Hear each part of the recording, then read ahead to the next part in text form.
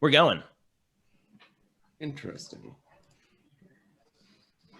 All right. Give me 1 sec. Move to bunking. This is our intro. Yeah, that's how it goes. This is the intro to the intro. Yeah, this is the intro subplot. It is the prequel to the intro. Mm-hmm. Ladies and gentlemen, boys and girls, children of all ages. The BAB-Cast Quartet proudly brings to you episode 17. On this fine May 20th. It was Abby's birthday yesterday. Yep. Oh, I happy. should have totally wished her a happy birthday. I wanted to do it on the show. Yeah. Happy birthday, Abby. I don't know if you remember Abby. me. I knew you were when you were a little kid. I know. Yeah. You knew her when she was like days old. You knew her when she was when she was born. Yep. Yeah. That's crazy. Yeah, you guys. Yeah, you told me that she was graduating. I was like, what? Yeah. It's crazy. Right? I'm pretty sure she graduated like 5 years ago from what I remember. So I don't know anything. I'm out of touch. But episode 17, everyone watching, Matt, how many subscribers do we currently have? We have a whopping 49, I believe, Kel. 49. Oh. Hey, you know what? We need 50. 50 gets a hat. Their choice, camo, black, or gray. Come on, you can do it. What 50. happened? What happened to the we're gonna go to dinner or something like that with a subscriber? Didn't we say something like that? Yeah, but then That's a big commitment, Eric. Let I us mean, down fucking tremendous. They fucking suck. Our fans. It was It was gonna be for like the 100th subscriber or something. We're halfway there. We're halfway there. Yeah, we're close. But yeah, if you're not subscribing, follow us on YouTube. Matt, have we made any progress on getting us onto another platform? we have. I did get the RSS Your channel. Majesty's. We have an RSS channel now, which is good. Okay. But Don't know what that means, but I love it. I don't know what I that love is. it. Titanic sister. It's kind of like the standard. Britannica. It's like the standard in the like in like the podcast format. So like you could get it across platforms. So like Google Play and Apple. And so when you have that channel, they pull from that RSS bank or whatever of files. Gotcha. Yeah. That's Yeah. So we have our own think- channel that would link to those accounts. Okay, cool. Hey, coming soon. Mhm.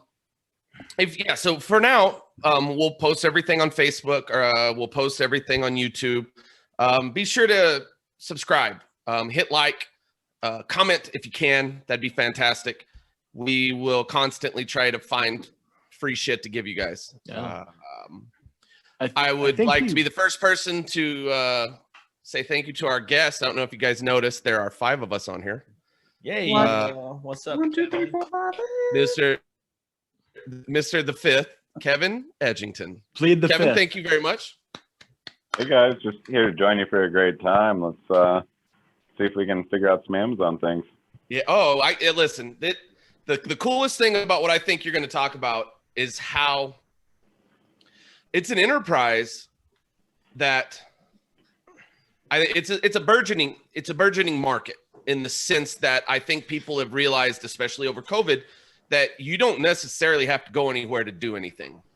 And you might walk a few people through the door of, venturing out into this kind of endeavor. So I think it's going to be super neat, because it's something that I think people could go, man, this is a really cool idea, find their niche as far as what they really want to be involved in. And it could be something that they ran with.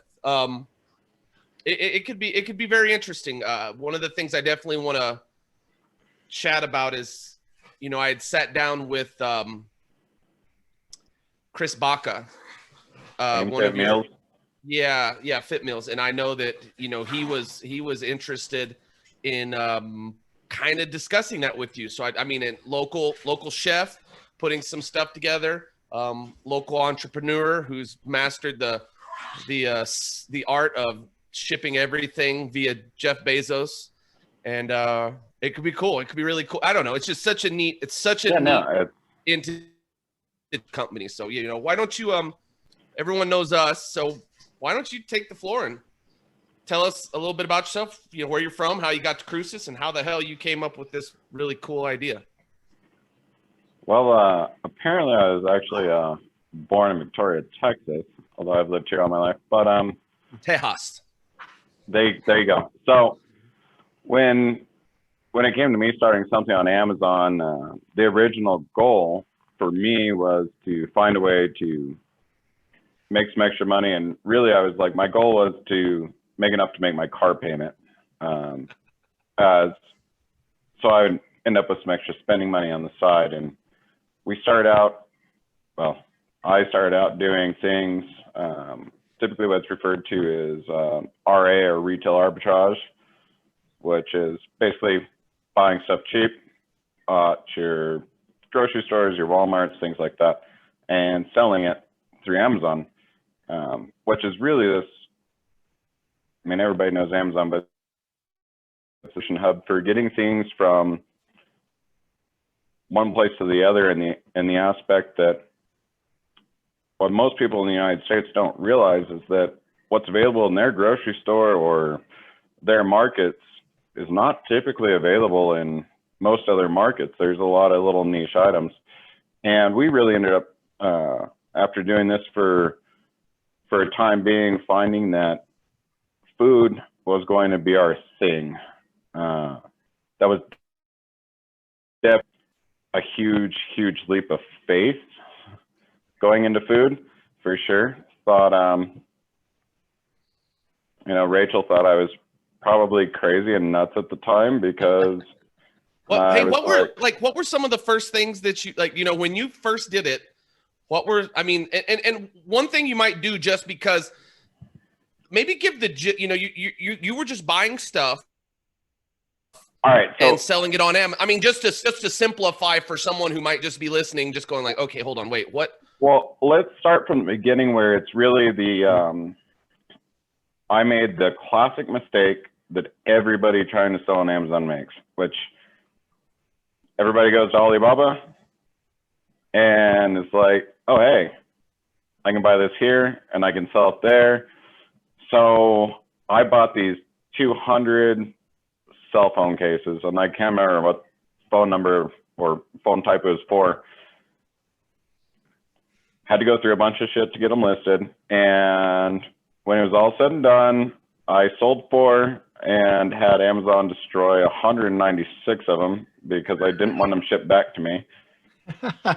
So there's the first $400 mistake in trying to learn how to sell on Amazon. However, after that, learning a little bit, got into doing what they do call retail arbitrage, which was buying a Nerf guns on closeout here, or at one point in time it was like bobbleheads from an outlet mall. Little things like this, just trying to grasp at straws and see what would stick when I threw it at the wall, I guess. And I remember the first time you get a sale, you're like super excited. The first day we broke $100 in sales, it was like, oh my God, we did $100 worth of sales in a day. Like, that doesn't happen. Like, yeah, it's like when we got 5 subscribers. We're like, yes, both monumental achievements. So that in actuality, we only had 1 because 4 of us subscribed. So yeah, true. It was like our first subscriber. Yeah, it was just a reason to get drinks, I think, to drink on the next podcast. Yeah, something like that. So Kevin, didn't you? I distinctly remember you kind of talking about. Did this kind of mentality, did this start on Amazon, or kind of what happened before that? Like, what were you doing at the time for money when you kind of made this shift, or you were in the process of kind of, exploring your future with Amazon?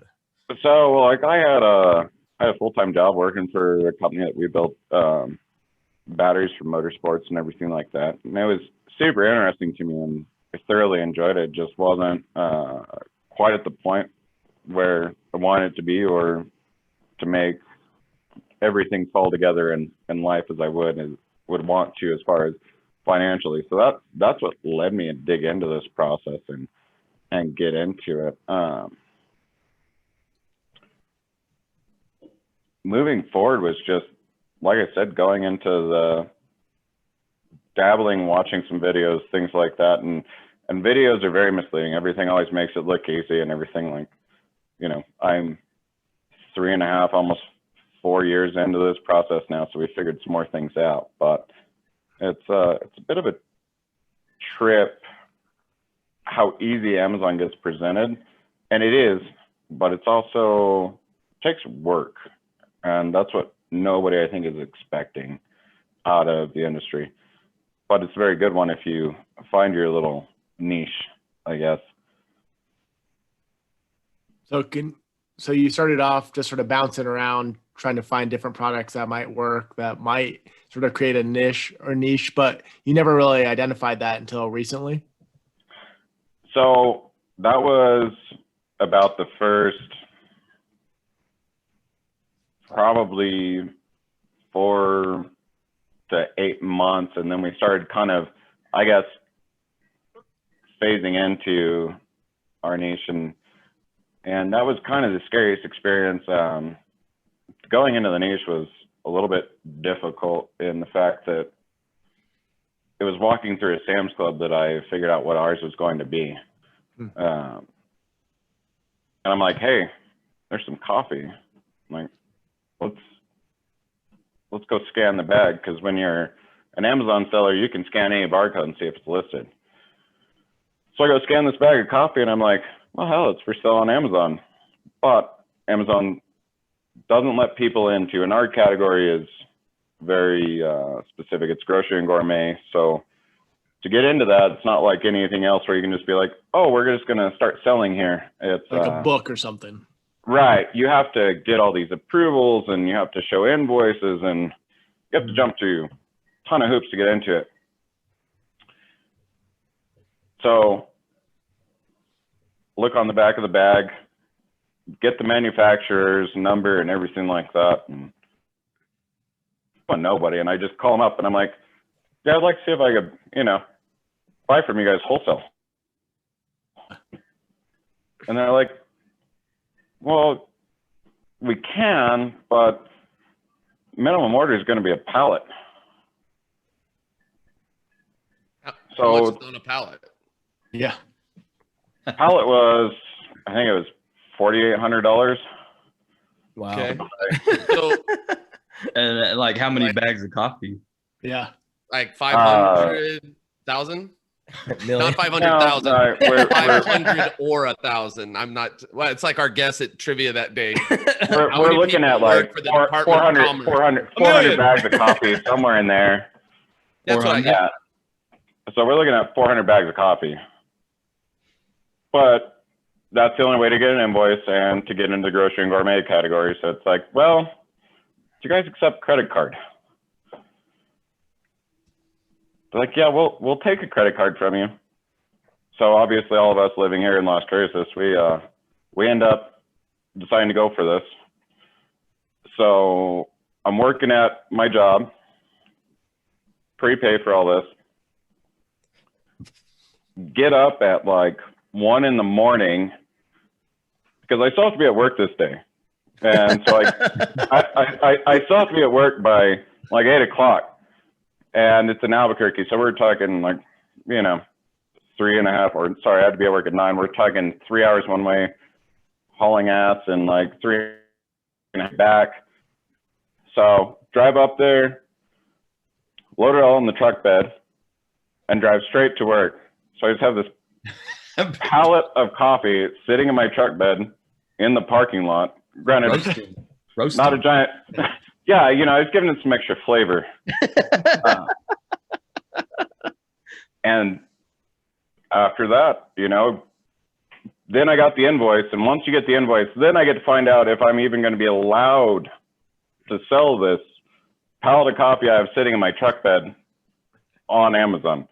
There's nobody that says, oh yeah, you can sell it now. Like, I already have it all. It's all paid for, and I don't even know if I can sell it yet. Wow. That was the most nerve-wracking time. So how long for that process to It took about from the time of submitting invoices and everything and getting approved into that particular category at the time, it took about 2 weeks. Okay. So we just had a pallet of coffee sitting in the living room of the house. Like, hopefully we can do something with it. And sure enough, all came through, got approved. So this was your first product in that category? Correct. Okay. Like we'd done other things, but they weren't consistent. Like, it wouldn't be like list 10 of this item, and then once that item's gone, all right, we're gonna delete that listing from our inventory, and oh, we got more of this and more of that. So that's where we first started to find consistency in product and having mainstay products that we stick to. How many different products do you have currently listed, like unique products? Currently, well, unique products is a hard thing to define on Amazon. I mean, if you look at anything, there's always like 10 sellers probably on most of them. Yeah, I just didn't necessarily mean the number of sellers, like unique to you, like. Yeah, in your inventory or your repertoire, like what? Yeah, what? How many varieties of things do you sell? So now we probably sit around 330 SKUs. Some of that's going to be like little variations, like 2 packs or 3 packs of something, because that's all considered one. Different even SKU. though it's the exact same product, just different sizes. There would be a SKU for a 1 pack and a SKU for a 2 pack and so on. Absolutely. Gotcha. Okay. And in food, that's all tied back to the seller. That's one of the neat things in Amazon that they do. They assign you a barcode. So if you buy a 2-pack of anything food related, there's a specific barcode that when you get it and you're looking at it, it's this little 2 1/4 by 1 1/4 label that you're going to see on it, and it has a set of numbers on it, and back directly to a single seller throughout Amazon. When it comes to food, it's never done by the UPCs or anything. It all has to relate back to the absolute seller. And I'm pretty sure that's just so if there's disputes that they can void it off of Amazon, but you know. So when you sell a product, do you have all your wholesale products shipped to like the Amazon warehouses and then they ship it out for you? No. So how that works is actually I have all my distributors. It all gets shipped to me, and once it gets shipped to me, we process all ourselves, and so it goes from either being obviously buy everything in case packs. So we break out those cases in most cases and put them into singles. Cases on cases. That's all it is. This shit's got levels, fellas. So we'll break it, put it into 2 packs or anything, and then we have to rebarcode it. Even on a single item, you could, and there's a lot of people that do ship directly to Amazon, and then Amazon they have them label it. But Gotcha. we label our own product just to make sure that if there's anything leaking or damaged or anything, that we can just not even worry about sending that in. So from a QA QC standpoint, that you're seeing an advantage there with doing it that way, with not just shipping, but by doing the packaging yourself and getting hands on it and verifying that you're not going to have returns and. Yeah, correct. And then also that means I don't have to deal with the fact that, I just got 6 pallets of inventory the other day that one of them's already been rewrapped by UPS because they somehow broke UPS freight. Somehow they broke 6 pallets of salsa in the process, or 6 cases of salsa in the process, so 36 units.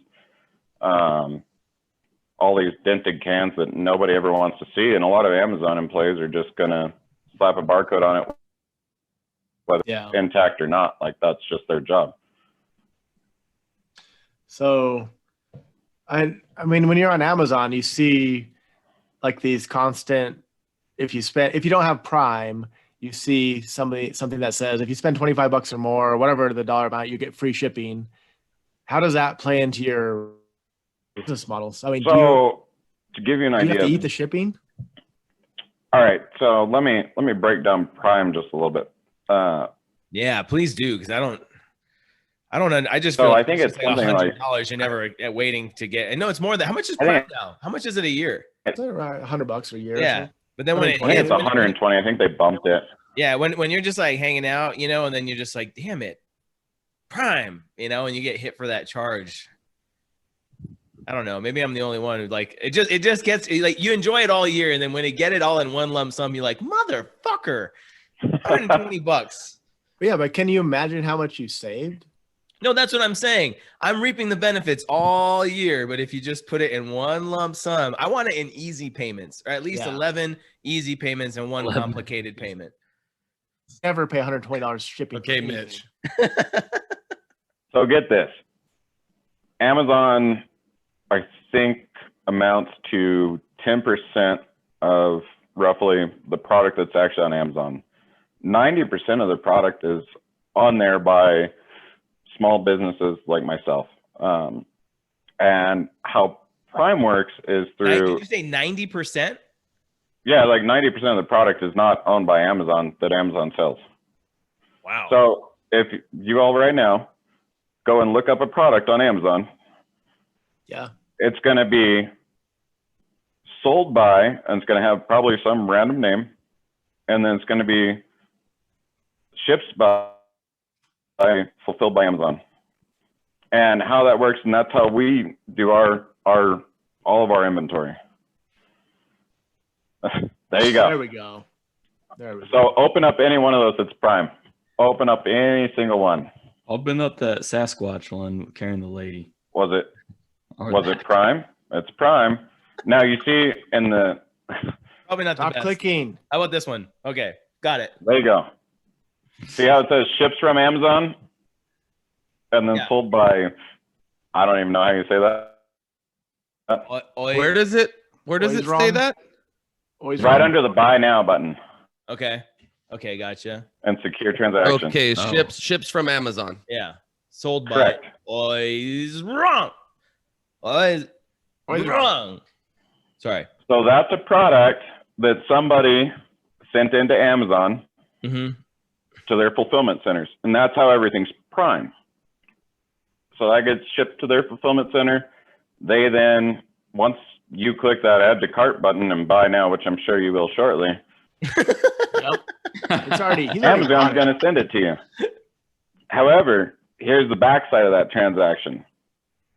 In that 1329, which you don't know or realize probably, is that you're paying for not only the apron, but you're also paying for the referral fee and the shipping, and then you're paying for the product, and somewhere in there, the seller gets to make a little bit of money. What's the referral fee?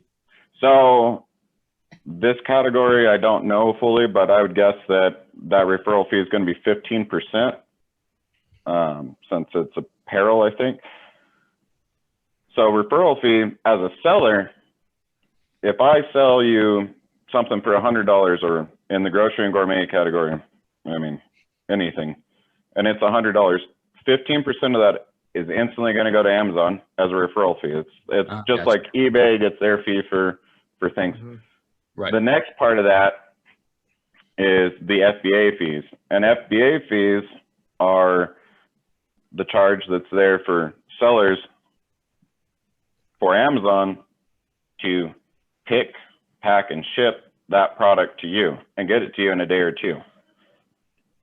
After that, we get the rest of our money, and then from that money, we have to subtract our cost of goods sold. So no matter what, when you order something Prime, there's a few items that I would say I do not understand how anybody makes money, but when you order something Prime, you're paying for the shipping. It's just nicely labeled and bow tied for you is Sure. really what it is. Wow. Now, So the is side it- note of that is you're going to get it in 2 days, or a day. Nice. I don't know anything else that can do that for that kind of price. So is it more about just sheer volume? I mean, it doesn't sound like you're making a lot on each individual item. Our category is absolutely volume. In food, everything's about volume. It's not about making 200 or 300% margins. That's definitely not there. Let's say that if I sell something for, say, $9.98, if I make $1, I'm stoked. Like that's good. And then there's other things that go into making that dollar, right? Amazon's it's just like Google, right? So when you think about Google for search results, well, sellers pay for pay-per-click advertising to get things further up in the sales rank, to get it to where it's on the first page, because who goes to the second page? I mean, let's be honest. Yeah, right. It's unless you're really digging deep. Yeah. Yeah. So you pay to get that ranking. Oh, they make money. What does it mean to be Amazon's choice? You know, when you get on Amazon and you see that there's like something that's Amazon's choice, and it's got this little flag on there. Like for instance, this has got an Amazon's choice. What are you showing us now?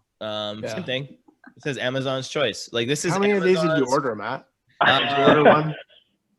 I'm going to be 100% honest with you. I have no idea what makes them put those badges on there. Wow.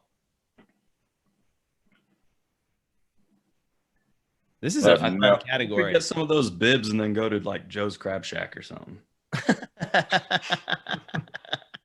I have no idea what makes the Amazon choice one go out in there, but pull up your Amazon again real quick. Okay. And search any product you can think of that's not in the sex category or foul language, and we'll see what we can get, and I can show you something here real quick. Okay. Search a category that you Drawing a normally blank here, wouldn't fellas. search. I am You know, drawing a your drop-down menu is looking pretty full there.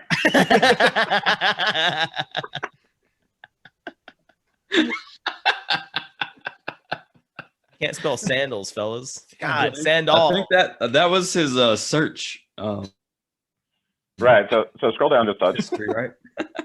How about, hold on, I got a better one here. Hold on.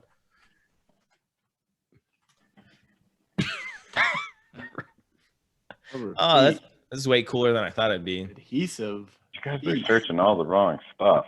Silicone fingers. Oh, yeah. Search silicone. That's what we're always interested in. Yeah. Silicone.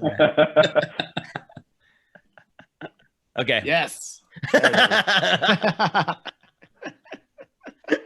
a cool finger. That's a good one. Look at it bends like a real finger. Yeah. See, all these people are apparently cheap asses and aren't sponsoring ads. Search something in the food category. Okay, cool. Find Kevin. No, he doesn't I want wish.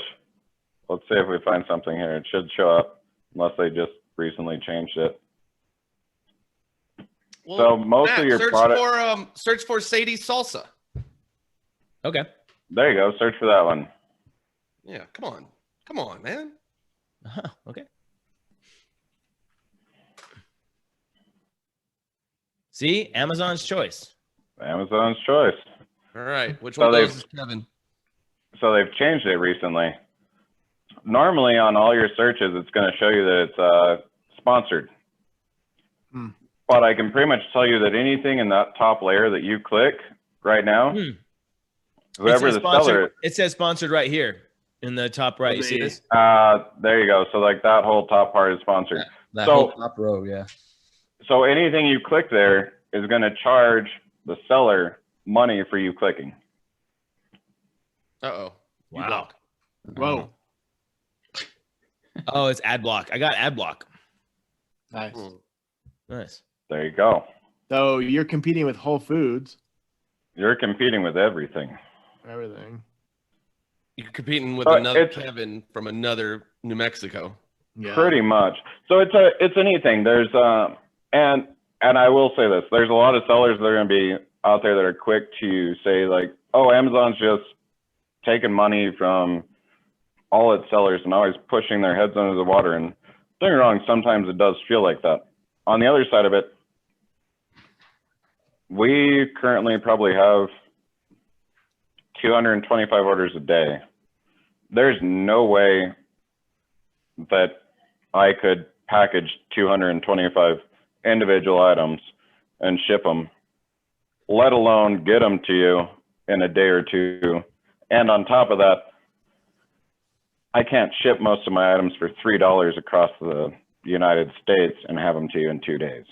So there's a lot of there's a lot of ups and downs to Amazon, but you just got to learn to work in the ecosystem, and that's what it's all about. Another final point I just want to bring up: if you ever go to one page on Amazon and see the same price on something, consider yourself lucky. On our 330 SKUs, I have roughly 9,000 repricing events a day. Wow. Wow. Jeez. It's a So super you have some sort of competitive market. software that just automatically does that for you? Yep. I have a software that's tied in through the back end, and 9,000 price changes on 300 items every 24 hours. So are you essentially trying to undercut everybody else, or how does that work? There's a lot of different strategies to it. So there's bidding down, that's what everybody on Amazon just refers to, race to the bottom, and you see it a lot. That's partially how you work on pushing people out of the market at times, or you set stagnant prices. One of my main ones is I set my price low, and then every hour it kicks up $1 for 15 minutes and then goes back, because everybody's got these algorithms fighting each other the whole time. Wow. But everything about Amazon is about getting to the lowest price for the customer at the end, and that's what happens. It's very rare that you have only one seller on a single item. There's typically at least 5. Be nice to find that one item. It's difficult. Not very many. Do you have any that are a single item? Like no other sellers? We do in our coffee. Okay, cool. We do in our coffee, and that's the other side that I think a lot of get very unlucky on Amazon and or don't put in the time. I spend a lot of time developing relationships with all my vendors, so most of these products we went from buying like a pallet maybe every month to 2 months from, to these companies I now buy 3 or 4 pallets every month from, if not less. And a lot of that went from advertising their product. We spend over $5,000 a month in advertising on Amazon. Directly to Amazon, right? 3,500 of that probably roughly is to Amazon. The other company manages all those pay-per-click advertising to keep the bids right and keep updating that stuff. So it's a pain in the ass. But now that we've gotten these brands to where they're doing really well and we're getting a lot of sales, they tell me they get 3 to 4 calls a day from other businesses that are like, we just want to buy your product and we want to sell it on Amazon. And fortunately, they turn them all down. They keep us as their exclusive because we took them from. Oh, that's nothing. nice. It's very nice, and I'm very appreciative to them. Like, it's one of those things huge. that we got really lucky in the fact that we have some very loyal people, and I spend a lot of time talking to them, and they're very good with us. But a lot of companies aren't like that. Yeah, it sounds like a constant battle to stay in line with what's happening in the market. It's tough. So the real question is, Nick, when can we start selling your coffee online? I got my logo and I got my stamp for my little coffee bag, so I'm pretty close. When you're ready, we'll do it. I'm in the process of my production a little bit. Yeah, I'm in the process of developing a pour over type device for a better enhanced flavor. That's pour over. All the copy mate. Yeah. I just put a sticker exactly on it. is. I just put on it. This is Matt's automatic pour over machine. So By the Kevin, way, like what I was going to ask, what I was kind of wondering, and I think Kevin, do you like coffee? Hold on, I'm going to interrupt Matt real quick now that he's the slippery fucking slope. Kevin, do you like coffee? I love coffee. Okay. So do you think that there that, and I'm not questioning that it's the same methodology. Oh fuck. That like a Mr. Coffee machine. Although we still haven't figured out how fucking water goes up the hose and I'm mesmerized. I feel like it's almost like a capillary type fucking. I need to dive into it. So There's a human so heart inside. This machine might be magic, and I think we should appreciate the magic of the machine. The magic machine. Yeah, that makes sense. It's a magic machine. It's a $19 magic machine. Yes, it's fucking. The future is now. But do you think that COVID is real? No. No. Do you think that there's a difference when someone takes the time to do a pour over versus something that comes out of like just your regular, whether it's $19 or $50 coffee machine? What is your experience with coffee? I'm gonna be the first to say, like, I'm not a coffee expert, but my opinion would be that you have all the people that are high on pour overs and everything like that. At the end of the day, a drip machine's going to do the exact same thing as a pour over is. Hey man, thanks for being on the show today. It's been a blast. Thanks for hanging out. You know what? I'm gonna devil's advocate the shit out of this because Kevin does own a fucking Keurig. When I'm always skeptical of the Keurig, it's just a little too much in the convenience direction. A Keurig? No. Don't you have a Keurig? It's like a No. I have an espresso machine that grinds it, packs it, and then pours my coffee every single time. You don't have a Keurig? Oh, No. You got a butler. You got fucking Basically. So there's I push a button and I get 8 ounces of coffee. So you're in a different really category. Fancy Keurig. but does the coffee taste different Hey. from a pour over versus a regular coffee machine? I'm not the person to judge that. I would go as far as saying that the few pour overs I've had, I'm just like, could you have just poured it out of the spout on the tank and I'd be happy because I had my Challenge coffee accepted. 2 minutes sooner. Challenge accepted. We Yeah. have Next time we're doing race. F1. next F1 Next race that I F1. wake up on Matt's couch. We are having a fucking Yeah. coffee challenge. We're having a blind taste test with coffee. By the way, nobody's have to be going blind, to though. make F1 this Sunday because it's at 7. Yeah, it's at 7. Oh, 7 Nick, by the way, in the AM, 7 in the morning. if you're getting into doing some private label coffee, let me know. I've had a brand I want to start for a long time, so we'll definitely have to touch base off that. I've got the name for it and everything. Nice. See what we're doing here? Yeah, this is called Networking. networking. It's Making connections.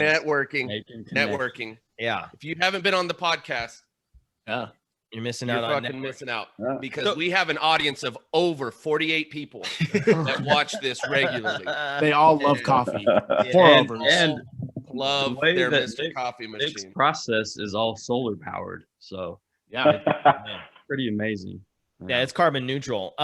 So Kevin, like I think you kind of partially answered what I was gonna ask you, but I guess maybe I'm just thinking about scale.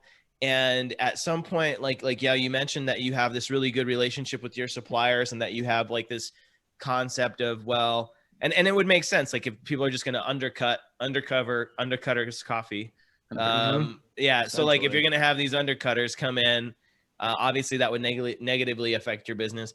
Is there some kind of scale or potential tipping point for your business that you think would give you a distinct advantage, insofar as like if you were to maybe gain enough market share of maybe a market where there was competition, but if you became big enough to say, I'm going to exclusively be the guy for these products or this product that maybe has a couple, is there kind of this chess game that you could play and try to gain market share with a specific product and kind of hedge out some of the competition? Have you ever had kind of one of those battles take place as a business in that kind of competitive way, or have you ever had that? No, you do that all the time. So even the products that I get direct from manufacturers, there's some people that get them through distributors. So I've had people try to push me out, and I'll go down to where I'm making no money on a product for months on end, just because I know if I'm making no money, they're losing money. Right. And Oh, that competitive. kind of brings me a sick satisfaction. But at the Throwing shit right there. I think you- boy. What's the longest time period you've had to stay at like $0 profit or 3 months. Wow. 3 months? So you've sold product at just at close to no profit just to Yeah, after all my expenses are said and done, like that, yeah, I've sold it close to no profit. That's what I was tying back into repricing and everything like that. You have to understand, we do under 2,000, or sorry, not under 2,000, under 10,000 units a month in total sales. I'm fighting companies that do 100,000 plus units a month in sales. So that's where having that direct in with the manufacturer helps me, and I know that I can beat them, but they also have more money, so I have to be willing to stay at this point for a while. We plan on, at any one point in time, our total inventory that's active, I would say we plan on 20 to 25% of that breaking even at any one point in time. So out of all the SKUs, like, one will make money for months and months and months, and then it's not. Or just price fighting and everything, it goes way down. And then you have a few others that pick up. So the goal is to always make sure that you can offset the ones that are breaking even or losing money. But for sure, like, you know, probably 40 to 50 items that I have for sale right now are easily at break even, if not losing money. Do you have a warehouse? Is that with this specific strategy? Sorry for interrupting you, Nick. Is that with this specific strategy of trying to hedge out your competition? Or is it just that it's that competitive in trying to sell those things? It's that competitive in trying to sell those things, and it's also managing inventory turnover. It's also managing, you know, if you have stuff sitting at Amazon for a long time, you start paying storage, like you're always paying storage fees. I probably give Amazon another $1,000 a month in storage fees on top of everything else. Fuck. Yeah, it sucks. And then if they're too long, then you get long-term storage fees tacked on top of that. But so it's brutal in that regard. So you got to make sure you have turnover and on your inventory. And so even when things are bad on one item, you deal with, like, I get to see those items very individually, because it's not so many that are losing money. But when you're in, I consider anything under 25 cents breaking even. Like, 25 cents an item, that's kind of hard to justify for making money by the time you figure how much labor and keeping shipping costs into you and shipping costs out. But, you know, overall, it makes a profit, but it's definitely one of those things. I would say a lot of people get into Amazon thinking it's going to be a quick buck or something like that. No, I spend a lot of time just labeling item after item after item. And, you know, I mean, I probably stuck labels on 3,000 items over the last 3 days myself. And that's that labor part you have to be willing to do. So what's your average time? For what? I just missing, like, the label. Like you work after the printer can print Eric, them. you try 3,000 hours a week. Great question, Eric. Try Great and beat question. your time. Like, you have a little clock and you're like, let's do it. Oh yeah. Great question, Game Eric. out of it. It's all about being as productive as you can be to get the products out. Speaking Well, of, like, on average, how many hours a week do you work on your Amazon stuff? That's really hard to figure out. Rachel and I've talked about it a lot. It's just, you know, I probably won't worry about packaging anything tomorrow or dealing with that side of it. Nobody does anything on Fridays, so I've got to order more packing supplies, but every day it's probably at least 3 hours on the computer, and then you figure net 3 to 4 hours. It never stops. It's 7 days a week, 24/7. When we're on a cruise, I have to make sure I'm got internet to we to know all respond to about buyer that. messages. Wait. Yeah, Hold it's on. that miserable. Like, Don't bring that up. It's 24/7. It doesn't huh? Wait. I heard cruise. And I heard internet on. Are we going on a cruise? Anytime you want, buddy. Anytime you want. Okay. Had we talked about this? How much I love cruises? I love cruises. Rachel and I are on board, man. Dude, I love. Oh, I see what you did there. I don't. A cruise is, I truly think, is one of the most fantastic travel experiences you can have. You don't have to worry about getting anywhere. Unless you're Justin Goad. And then you have an allergic reaction to your Dramamine and you get hot dog fingers and you go blind. Wonky eye. Wonky eye. Wonky eye. Hot dog fingers. Dude. He was like, I don't feel good. And he's like, oh, fuck, dude, your fingers are all swollen. And he's like, I can't see anything. They're like, well, you should just go back to the room and lay down because we're going to go drink. Have another beer. Although rule number one, so there's, like, it's like Fight Club. And then there's rules about Fight Club. And Nick doesn't fucking follow the rules of Fight Club. Nick is not a Fight Club rule. So we went on a bachelor cruise. Yeah. Justin and Lance were both getting married at similar times, and so we're like, for the bachelor party, let's just go on a cruise. And we went. It's me, Kelly, Nick, Burkett, Lance, and Justin. Yeah. Yeah. Me, Eric, Lance, Nick, Burke, and Justin. 6 of us. 2 to a room. What were the room assignments? It was me and Burkett. And you and Burkett, me and Justin. You and Justin. And then Lance and Nick. I think it might have been Lance and Justin. Yeah, it was Lance and Justin, you and me Nick. and you. Okay, Lance. Yeah. That's right. Lance and Justin, me and you. Okay. And well, I feel like the 2 people we're telling the story to. Yeah. Fuck. Hey, you know what? They're done.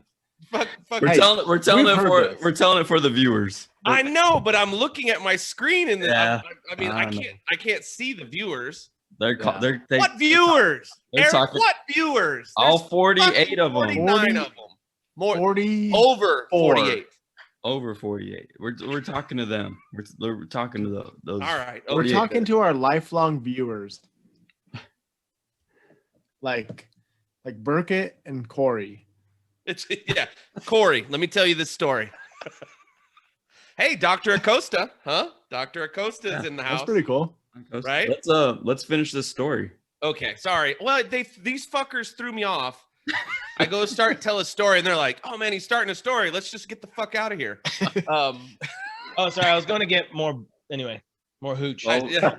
So we get up, we go. So we drive from Cruces, and we stop in Houston, San Antonio. Stop in San Antonio, and go to the most ghetto fucking fabulous bar of all time. Burkett instantly becomes friends with everyone. Yeah. Typical. You guys, I know you guys always think that I'm like the center of fucking all energy. That dude is subtle fucking magic. That guy, it doesn't matter. That dude, he fucking wrecks fucking houses. I remember that night I was wearing my I Love Haters t-shirt and walking out of the ghetto club, and the guy's like, "I love haters." Shit, me too. And then he dapped me up and fucking bounced, and he was just so happy. No, so we stop in San Antonio, then we get there, we go on the cruise, and we're on the boat, and we all have girlfriends. Everyone. Mm-hmm. And did you all have them at the end? Well, I'll tell you this much. When we got back, there was in the words of Desi Arnaz, we had some splaining to do. But we get on the boat, and so we're like, all right. Except one of us. One of us did not have. One of us didn't have any explaining to do. So we get on the boat, and we're like, man, when we get on the boat, service, like there's no service. It fucking sucks. We can't hey, when we get to ports and we get service, we'll text you. The rest of the time, we'll we'll have to text you when we have cellular service while port.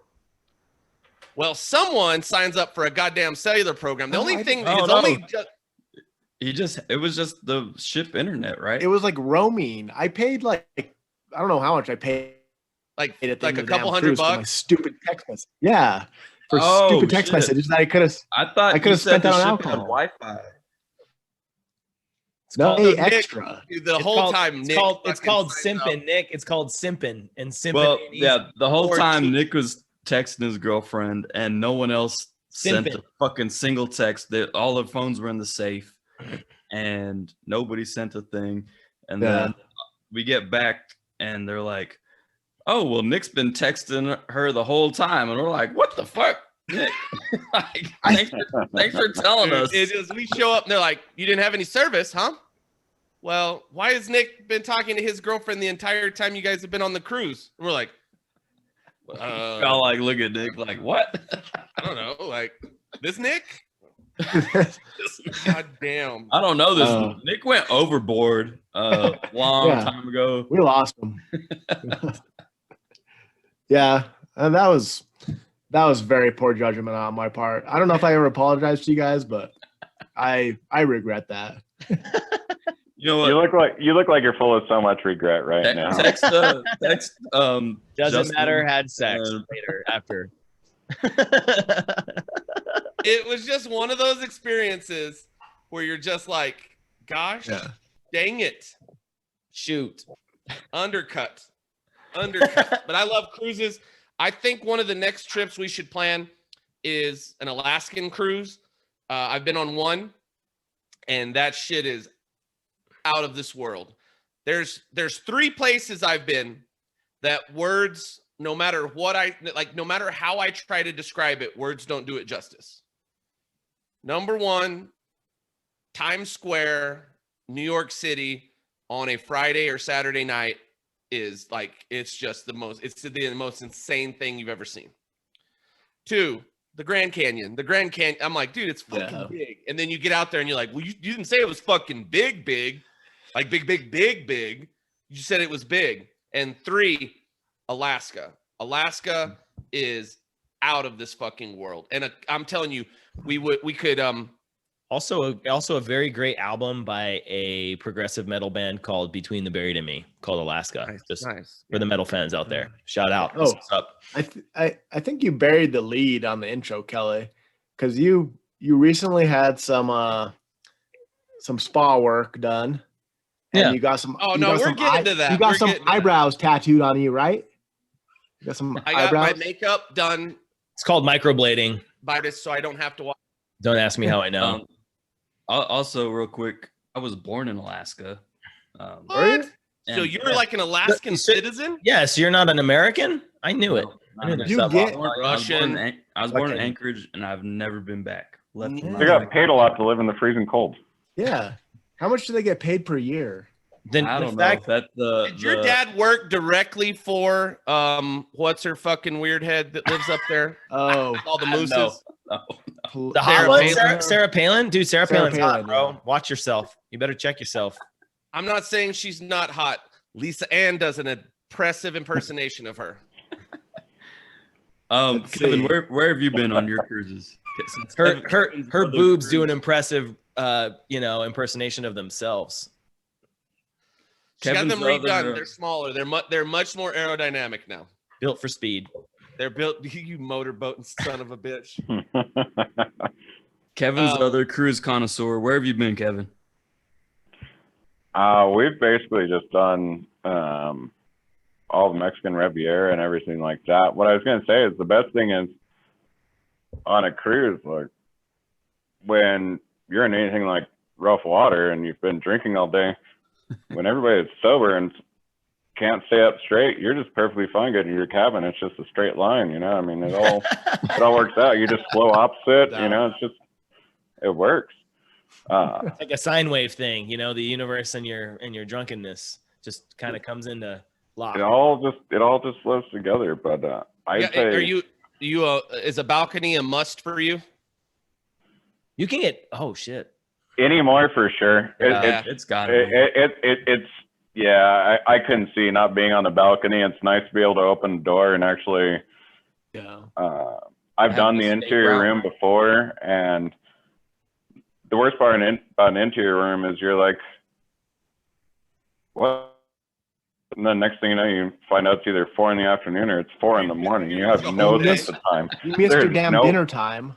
There's no light. I'm a balcony's and what's crazy about the one time I went on the Alaskan one, we were out on the balcony, and you, like what you hear when you have a balcony, because 9 times out of 10, I just kept my door open even when we were cruising, just because it's like, I don't know. I'm maybe I'm a sailor at heart. I can't tell you one way or the other, but like the salt air just comes in. It's fantastic. But you hear people out on the balcony going like, ooh, ooh, ooh. And all of a sudden that's when you go out and you see like dolphins doing flips and shit. And the balcony I want to get is like the back corner balcony or one off the back. I'm on a motherfucking boat. I'm on a boat. I got that. When we were going to Alaska, killer whales. Swear to God, hand to Allah, you know what? We're multi-discipline religions here. To everything. Jewish God, everything. Tom Cruise, Oprah Winfrey. Trump. What's another one? What are the other idols? American Simon.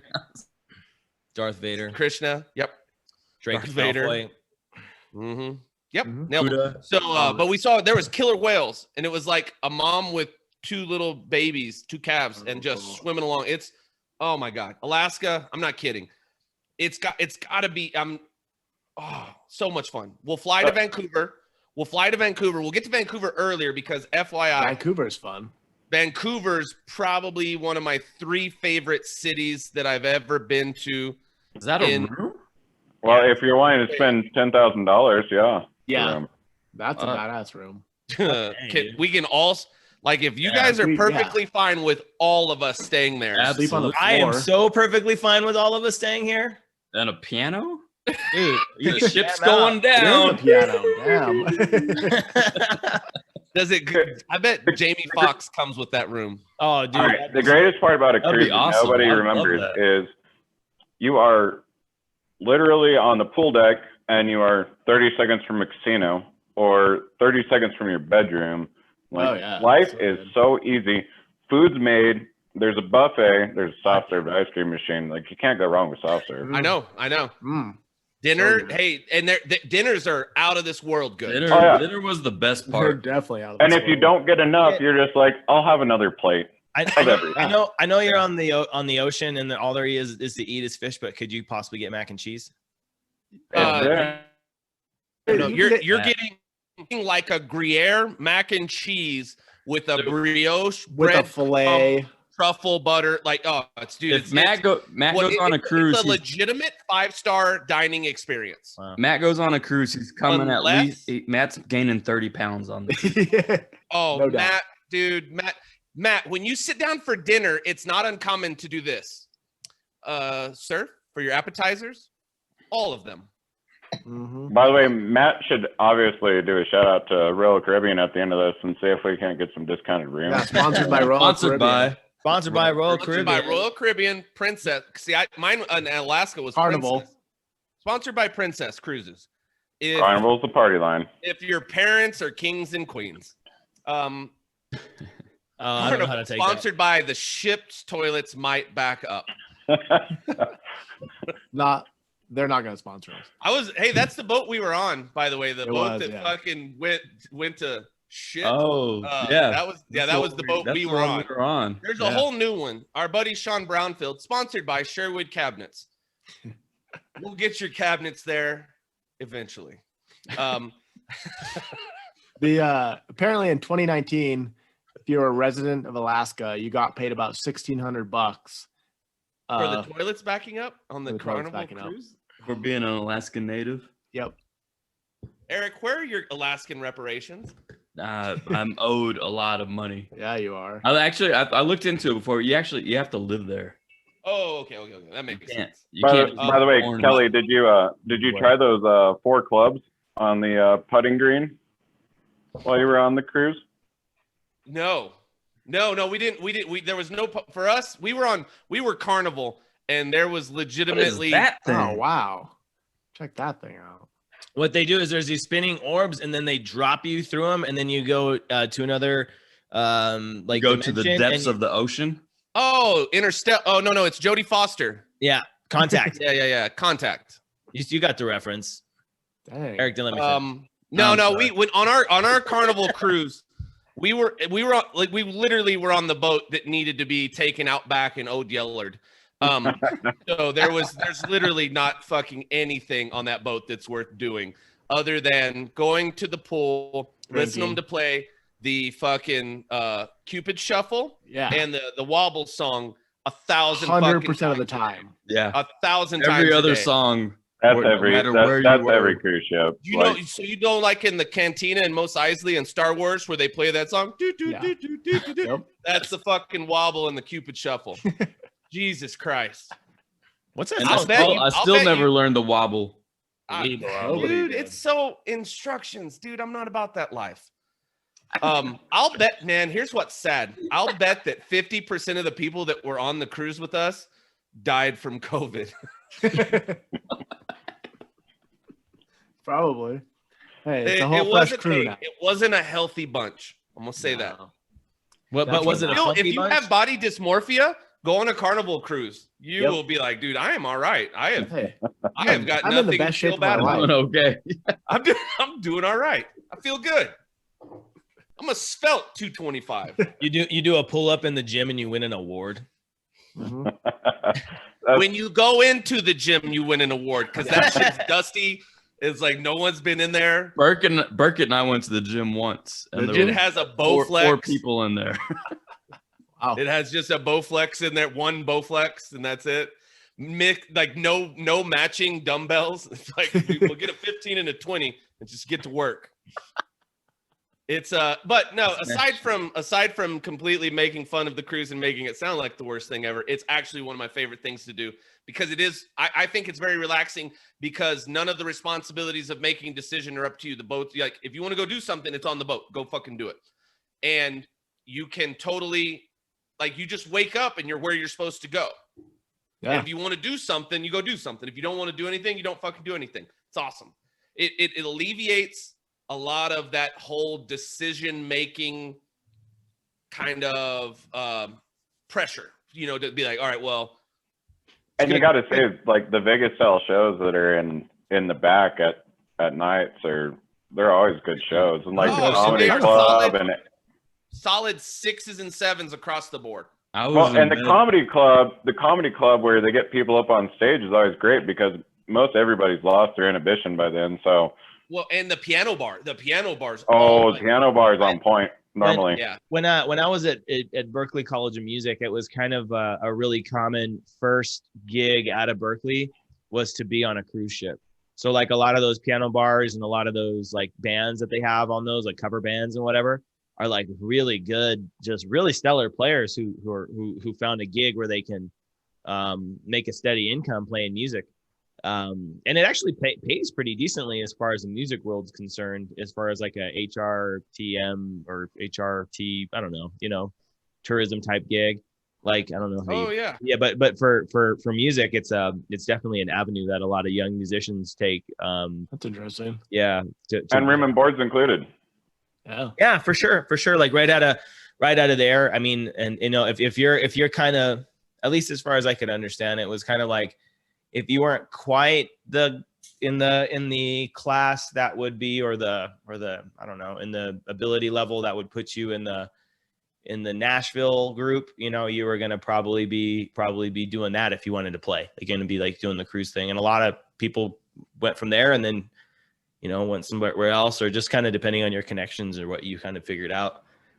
It's kind of interesting. As far That would have been a fun thing to do as like a younger group, like instead of going to college or something, actually just do a cruise line like job for a couple years. Yeah, that's true. That would be a fun one. interesting. Yeah, for sure. One of the things still to this day that stands out to me about even Carnival, which I know is the bottom rung of the fucking cruise line, the level of service that 95% of every employee on there provides is truly I mean, you know, when you talk about what service should be like. If they see you, they stop what they're doing and they say hello. Mm-hmm. A lot of the people that are designated to your little cabin area will remember your name and say, "Oh, Mr. Ford." Oh, yeah. You know, like they understand.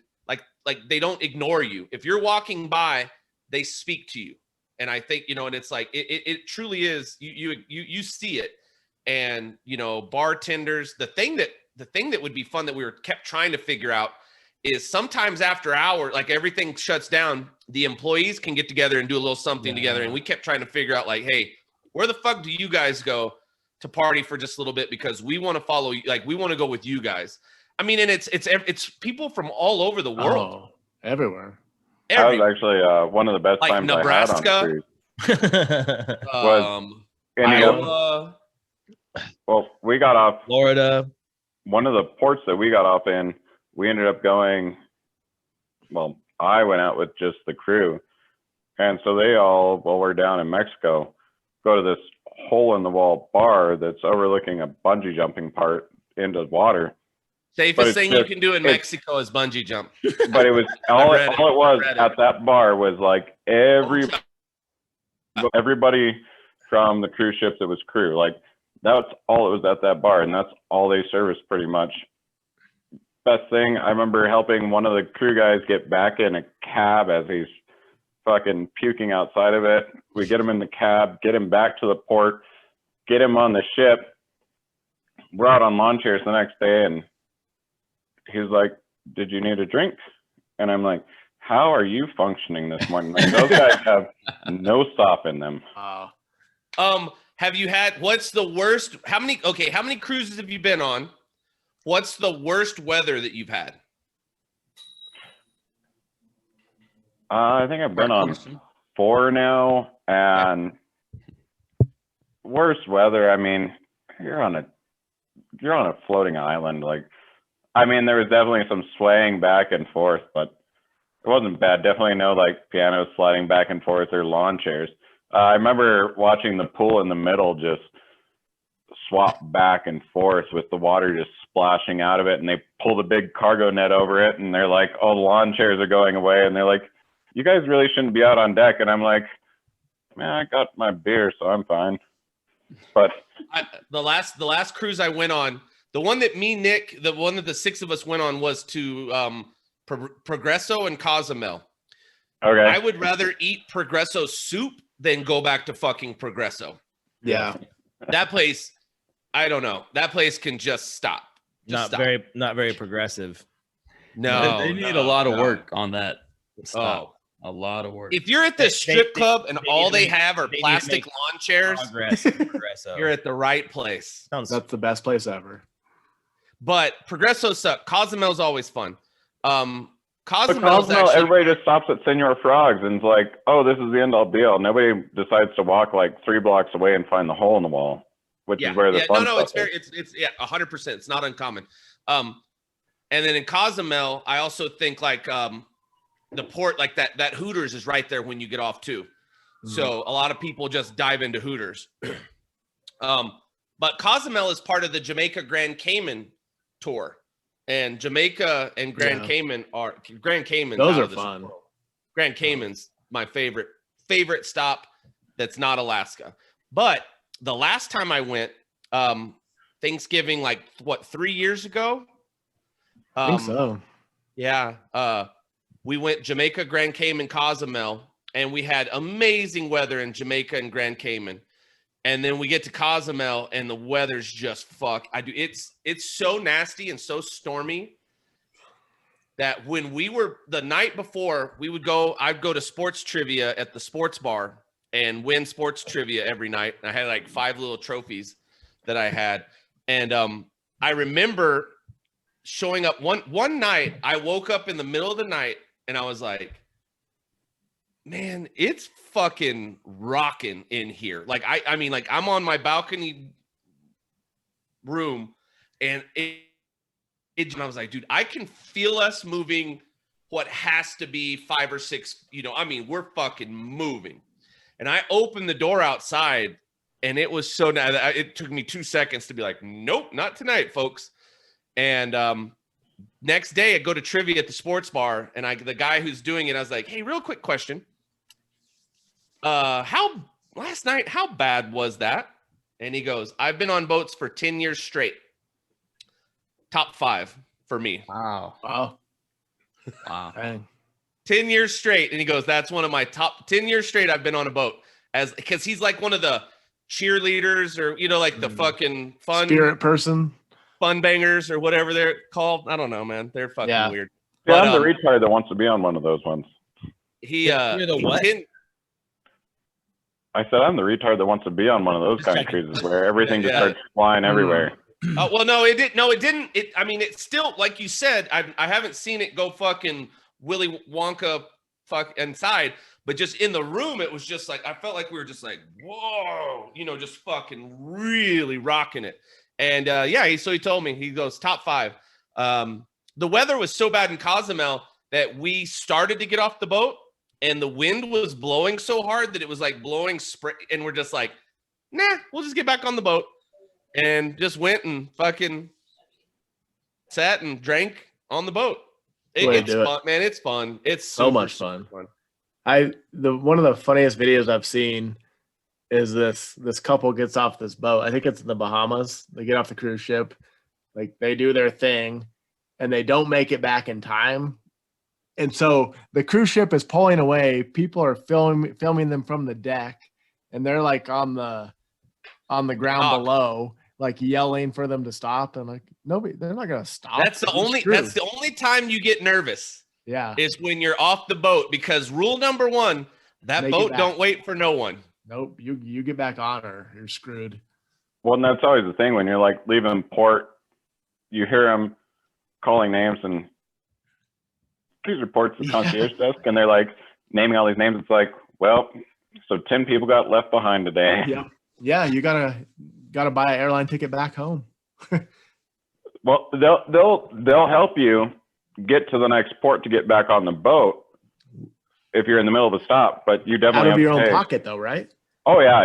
Yeah. Unless it's an excursion that ran late and it's their fault or on them, especially if you booked it through the cruise line. But otherwise, no, it's all your own pocket to get there, and you're screwed. Heaven only knows what bus or anything you're going to be on to get to that next port. Oh man, that'll be a mess.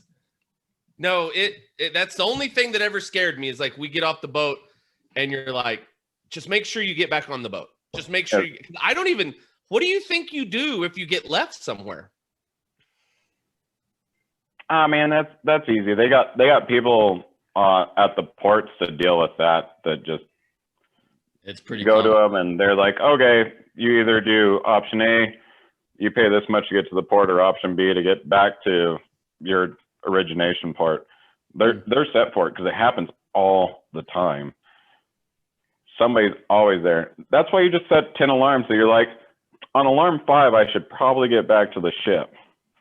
Yeah, it's the only thing that I kind of turned into a fucking dad on that. I'm like, everybody, let's go. Yeah. Get back on the boat. Not fucking missing. We're out. All right. Yeah, when you hear, I'm telling you, I don't know what port it was where we didn't even know we were there. We were all asleep, and they had announced the previous other ones over the intercom, but this one they didn't. And we're like, we all wake up and we're like, oh shit, we're here. People are already off the boat, like doing shit. We did a dumb excursion where we got on all we did was get on a bus, a shitty bus with no air conditioning, drove an hour to a shitty beach with fucking nothing.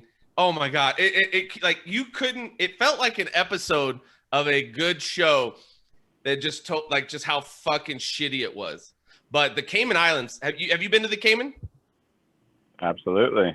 Have you But swam my with sister the got married. Oh no shit. Have you swam with the stingrays? I have not.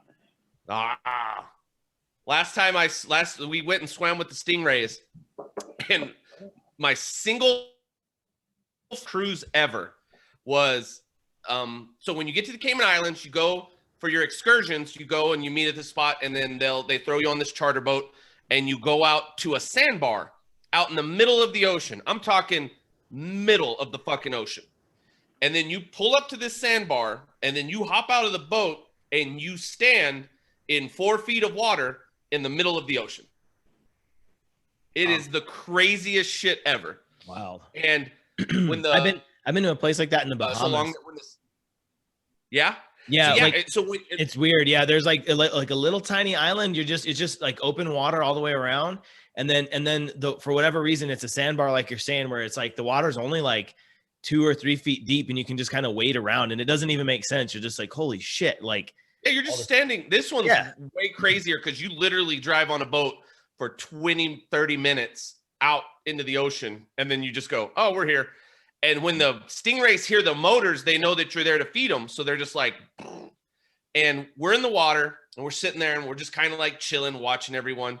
And there's this lady and she's got probably like, she's got a baby and the baby's probably 2 years old. Let's go 2. And she's got the baby. And then the husband and the daughter that's older, who's probably like 5 or 6, are kind of playing with, like they're watching they're more interacting. She's got the baby. And out of nowhere, this stingray swims up from behind her and kind of does this thing where it like pulls up like on her back. And she turns and throws the baby at the stingray. And we're sitting there watching and we're just like this. And she fucking grabs the baby real quick and she looks around and she sees us.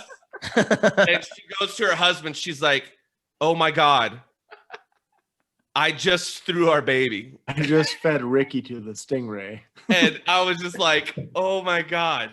And then my second favorite thing was like, I was out there and I had like some goggles and a snorkel. And I was like snorkeling around and I found a big ass conch shell. And I fucking came out from the water and I showed it like this. I was like, look what I found. And one of the guys that worked on the boat goes, it's a shell. And I'm like, yeah, I'm fucking familiar with shells, dude. Like, yes, it's just don't lie to me. Fuck you, man. Like I live in the damn desert. That's a shell. I was like, yeah, I know. It's just a big shell, and I found it in the fucking ocean. And I thought it was cool. And you should have pulled out a rock and be like, okay, now what's this? You get a different this if he names it. The bird. The fucking bird. It's a seagull. Fucking dude, that's always a good one. That's a this. Don't feed it a jalapeno. Well, what's pop. This? Like, yeah, it's so offensive. One single silly finger. Isn't it weird how one finger Alaska is offensive? Alaska. That's not offensive. Let's plan it. You're offensive. It's not offensive. Why? What did I do? No, just in general. That's just kind of your thing. I've been so mellow today. You know what? You have. Good for you. You have. First show. It only took 17 of them. Yeah. Jesus. Can't wait for our 50th episode. He's just asleep. That's just chilling out, just slowly chilling out. We got any other Kevin about? Have you met Jeff Bezos? Have you met Jeff? Is he from Earth? Definitely not. Well, I think the cool thing is that we'll when we post this, if someone has some questions, post it down below, man. If you're interested, like I said with Chris Baca, I know he's trying to figure out, hey, how do I get my fit meals? How do I maybe venture into there? So I think there's avenues for people who are trying to do things that maybe Kevin's the guy you're supposed to talk to help branch out and grow your product. So yeah, or maybe you guys just comment below. Go back to work at Sonic or whatever your server job is, and you want to be an entrepreneur. This is what you do. And here's the thing: work for yourself. They work at Sonic. When it comes to selling on Amazon, and everything, I saw the sign at Sonic, so I tell any of my friends and everybody like that, I'll help you. I'll teach you. I have no problems doing any of that. It's just you have to understand there's a lot of work you have to put in. There's definitely a ton of reading that you have to do to keep up with all policies and everything. But I have no problems helping anybody with trying to figure out how to go down that path or maybe there's a partnership with you where they're like, hey, what if I produce that to me would make the most sense. I ain't trying to create competitors. fuck them. No, that's the other side. I'm always out like, there with the seagulls. I always tell people, I'm like, as long as you stay out of the grocery and gourmet, like, I'm good with that. You stay out of my category, and I'll help you with. If you want to go and work in apparel or any of the 90 other billion categories that there are, like derma rollers and cell razors, like that's great, and I'll help you figure out all the rules for it. But well, you already know what category Matt wants to work in. Can you help him with that? Yeah, right. Inflatable dolls. Inflatables. He just has to put everything in black plastic, and that's it. Other than that, he's hey, FYI, while we were talking, I ordered 20 pair of boxers on Amazon. It was time. From Kevin? Directly from Kevin. I said, what do you have that you're like slightly used? Used like new. Package. Yeah, used like. Oh, that item is called used like new. Well, all right. Kevin Well, only hey, wore 'em we're once. gonna dive back into some things, but I do think we should touch on a few of our core staples here. As the BAB-Cast, we've always been about the big B's, with one of the B's being Bamazon shipping.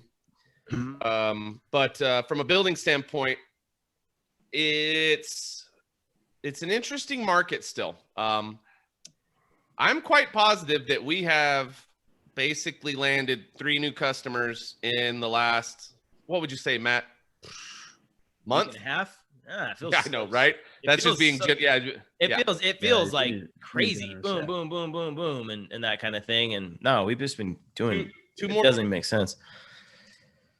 Two more cool projects out in Oregon Mesa Ranch. Super excited to kind of keep those rolling. And they're all cool people. Cool. All the people that we've been meeting with are cool. Like it's been, man, it's truly, we're pretty fortunate in the sense that I think the right people are.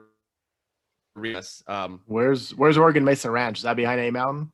Yeah, it's that first one right behind A Mountain where we've already Okay. built the Sandoval's home and Okay. Ralston. So Okay, Salt right Springs, there Lake to the Lucero. right. Yeah. Yeah. Bingo. Cool. Right there. And we got house. 2 more there. And then we've got one way up on the mountain with a wonderful couple. Oh, are you guys? You guys are still doing? What's the status of that one? Hold on. So Silver King's up there. We're working on it. That's the Lucas. That's our North Carolina collection. yeah, we're about halfway done. Yeah. Nice. Okay. We're moving along. Inspections are occurring, but we've got another one on a lot that this couple bought from my old boss at Zia Engineering, Eddie Martinez, and it's way up there. It's going to be super cool. They designed their plans. They're kind of trucking along. I submitted a permit yesterday for the McNeil project, which is our 3rd project in Desert Mirage. So it's trucking along. Lumber's still an MFer, man. It's crazy. It's Seems like there's been some articles though about it, like futures starting to drop, right? for the first. I think on Monday or Tuesday was the first time that futures dropped in quite a while. So There was a dip, but then it popped back up, from my understanding. Really? I haven't checked it. I've stopped looking at it because I figure it's a lot like a demon or a ghost or something. If you don't acknowledge it, it's not there. So Until you have to pay the bill. well, the Reaper comes for everyone, Matt. Damn it, Amazon Prime. And Amazon, You got Prime. Hey, Prime lumber. We should just Kevin, just buying so- 2x4s on Amazon. how much OSB can we get on Amazon? Let's be honest. I got some in my I got a sheet in my garage right now. So for Chris Reyes $1,200. is legitimately coordinating to drive a truck across the border to Mexico and buy OSB and come back. That's what I've. And he been wants me to saying. go with him. I've been saying that. I would say he could go and he could maybe even use, his trailer now, I guess. I don't know. And I just don't want you to go. I just don't really want you to go to fucking. Why don't you guys just told look you, into give me- Connex box houses? Oh, I told Matt to give me 2 of his guns, give me his 2 loaner guns. They're that he going gives to me. He's Copa. like, hey, It's part of the program. First stop, Called Copa. the Know and Me program.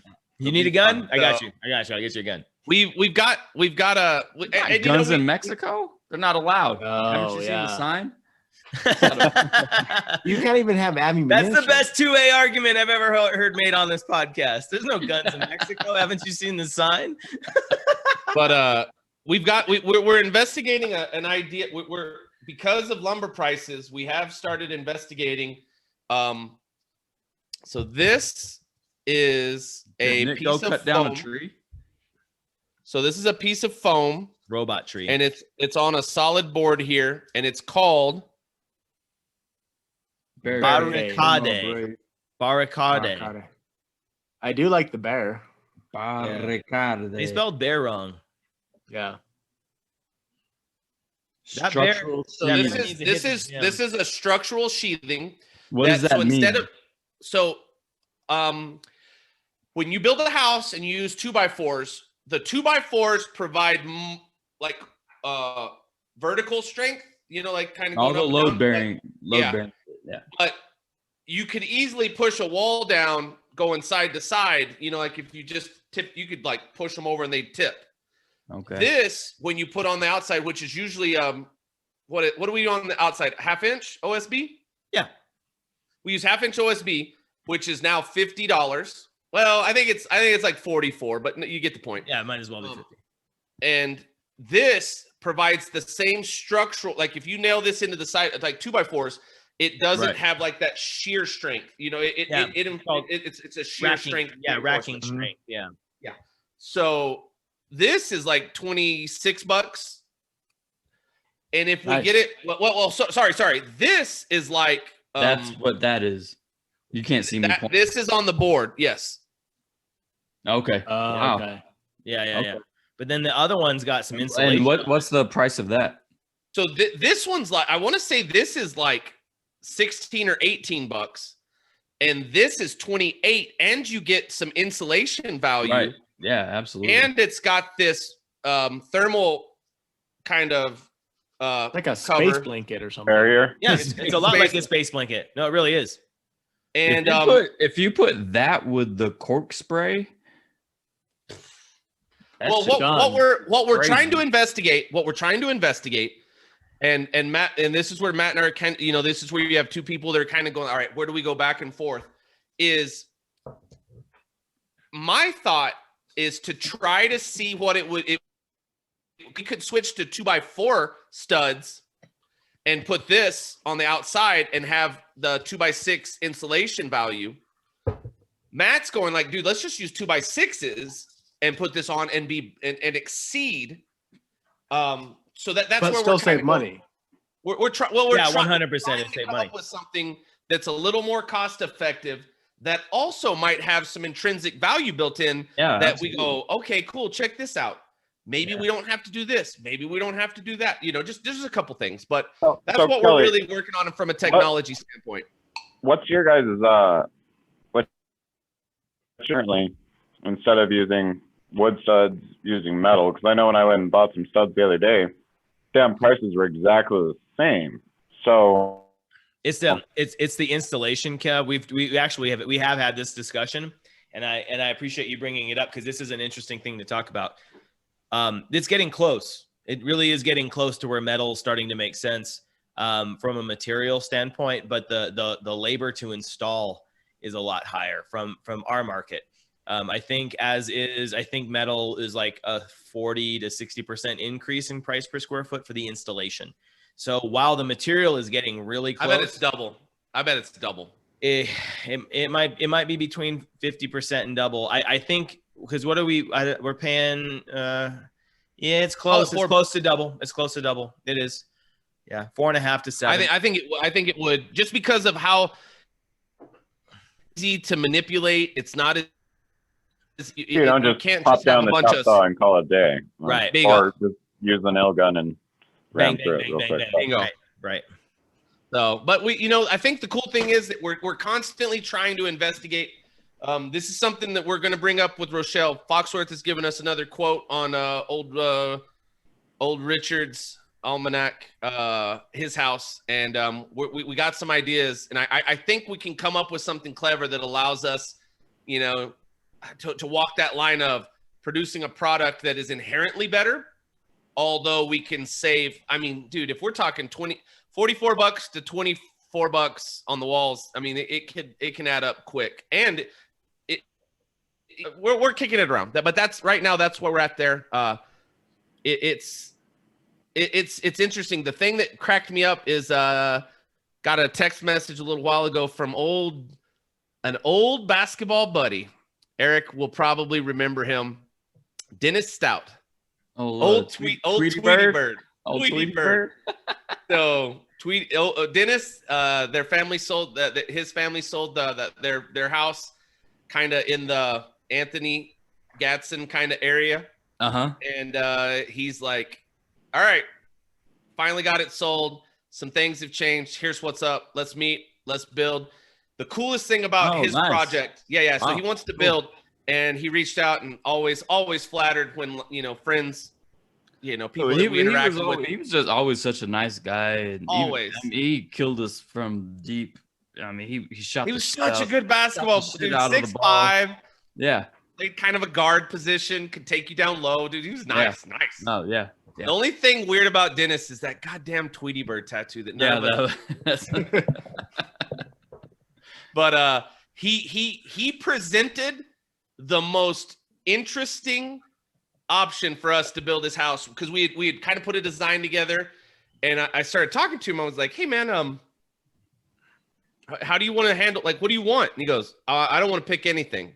He goes, give me the budget, build the house, you pick the stuff, and we're good. Wow. And I was like, oh my God. I kept telling Matt, I was like, oh my God, Matt, we're not going to make any money on this house. Because the pressure's all on us. Yeah, it's got to be really pressure's good. all on us. Yeah, we're going to make all our compromises are going to be in the up direction, just kicking out. Oh, always. If so, yeah, he's like, it's like, oh, these appliances are cool. And Matt's like, yeah, but check these out. Oh, they're so much better. We got to go with those. All right, there's another $2,200. All right, well, what about this floor? $2,200. What'd you buy? A dishwasher? Right? Oh, no. On top of an additional 22 after our original appliance budget. But just be like, oh, fuck, no. Instead of, yeah. Not total. On top. I was gonna say, yeah, I'm been buying appliances lately. We got you guys. My favorite part about they're so expensive. My favorite I'm part about to yell for Rachel and be like, now I know how we, make really. there you go, Kevin. No. Just have her watch this. Have her subscribe. Have her hit like and have her comment down below. Yeah. We need all those 3 before we move forward. What if she's 50? What if she's number 50? Yeah. She gets a hat. Yeah. She gets a hat. But no, it was hilarious because I was like, oh my God, this is going to be insane. So, nonetheless, business is still good. We're still figuring everything out. We're having a blast. We've got the best customers on earth. And you know what? We're just lucky to be doing what we do. And I love it every day. And I love the fact that Eric gets to see it firsthand by buying certain things and being like, this shit's expensive. I was like, I know, I've been telling everyone that crazy for a very long time. My faucet was $500 for my sink. Yeah. My kitchen sink was $500 and some dollars. Just the faucet itself. It is wild. It is wild when you're standing there to be like, this is $1,000. But you can wave your hand. Like you're just saying that, yeah, this is $1,000. And you can wave your hand and the water turns on, then you can wave it again and it turns off. It's cool. That's pretty totally worth it. All right. Credit card and you haven't. Business is good. Eric's remodel. We have to figure out how to make his kitchen. Yeah, we have to figure out how to make his island float. I think, guys, I think we got to do a cable or something.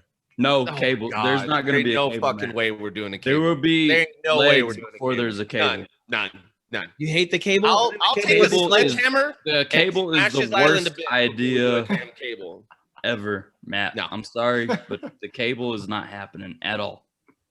It will not obstruct a view. I will create a device that creates artificial gravity to shoot the fucking cabinet, that island up before I do a cable. The cable. Matt, can you text Bob Lazar real quick? So, but nonetheless, it's so close. It's close. It's fucking awesome. We love it. I can't wait till it's done and we can kind of show everyone like some photos.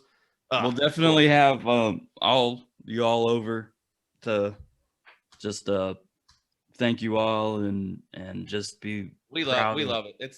I'm excited about it. Everyone that goes in there loves it, man. Everyone in the construction industry that goes in there falls in love with that shit. Yeah, They're like, and Alan, fuck, thank God, Alan's bad. not in construction. Alan, if you huff paint on a day-to-day basis, you might not be the fucking ref. Which you would think it'd be like, man, this is far out, dude. No, Alan's just like, Well, all right. Hey, Alan's just like, moving on. Let's cycle through some sports shit here real quick. We can keep this. Keep this fucking super tight. So, for a birthday present that I got for Nick, because he hits his driver as bad as any human being I've ever seen in my life. Don't hit it. Yeah, Don't hit I your mean, driver. Literally, you chip off the tee. It's nice. It's adorable, man. It's cute. Yeah. But we are going to Las Cruces Total Golf. BAB-Cast, sponsored by Las Cruces Total Golf. Yeah. If it's got totally all the golf.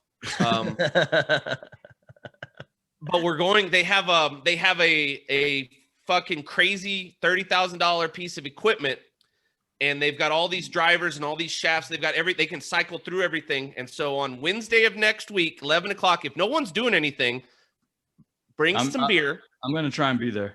Kelly, Bring some beer. Kelly, what's your favorite shaft? Oh my God. It's one that has something called butt stiffness. I don't know what it is. I ordered online. It's got on the shaft. It's got a reading, and it says it has butt stiffness, tip stiffness. I swear to God, I'll get it eventually. It's hilarious. I don't know what it means. I don't know what fucking terms mean, but it's got it. Nick, when's your birthday? It was in April. Yeah, Eric, you were there. I know, but like you said, you're going for his birthdays. It's a birthday present. I was like, I could have sworn we already celebrated, and I was We did. I was like going through my dates, and I was like, I know I saved because we went to Dry Point. We went to Yeah. Dry Point, and then we went and had dinner. Hacienda. Hacienda. that's right. And then they had the graduation party. Yeah. Sneaky graduation. So if no one's doing anything, 11 o'clock Wednesday of next week, we're going to Total Golf on Wyatt. Mm-hmm. And bring some claws and let's have some fun, man. Yeah. Well, it'll be interesting. I paid for 2 hours. I could, but I don't have to. I just wanted to hit on that machine to see how it tells me I hit my driver. We're going to end up Nick's going to get fitted for a driver that he can fucking mash, and we're solving all the problems. I just want to hit it to see, because I'm interested. So it'll be fun. Everyone's welcome to come down. Total Golf. Side note, I bought a new golf bag. Ooh. Did it come in? Oh, there it is. Oh. It's the ills. The ills. Oh, the bills. Oh, Yeah. okay. Does it pay your bills? Got bills. It's Got some It's bills. Destiny's Child. Destiny's Child. I don't And know. It's automobiles. cool. I like it. I've never bought this. The only golf bag I've ever bought, I gave to Matt.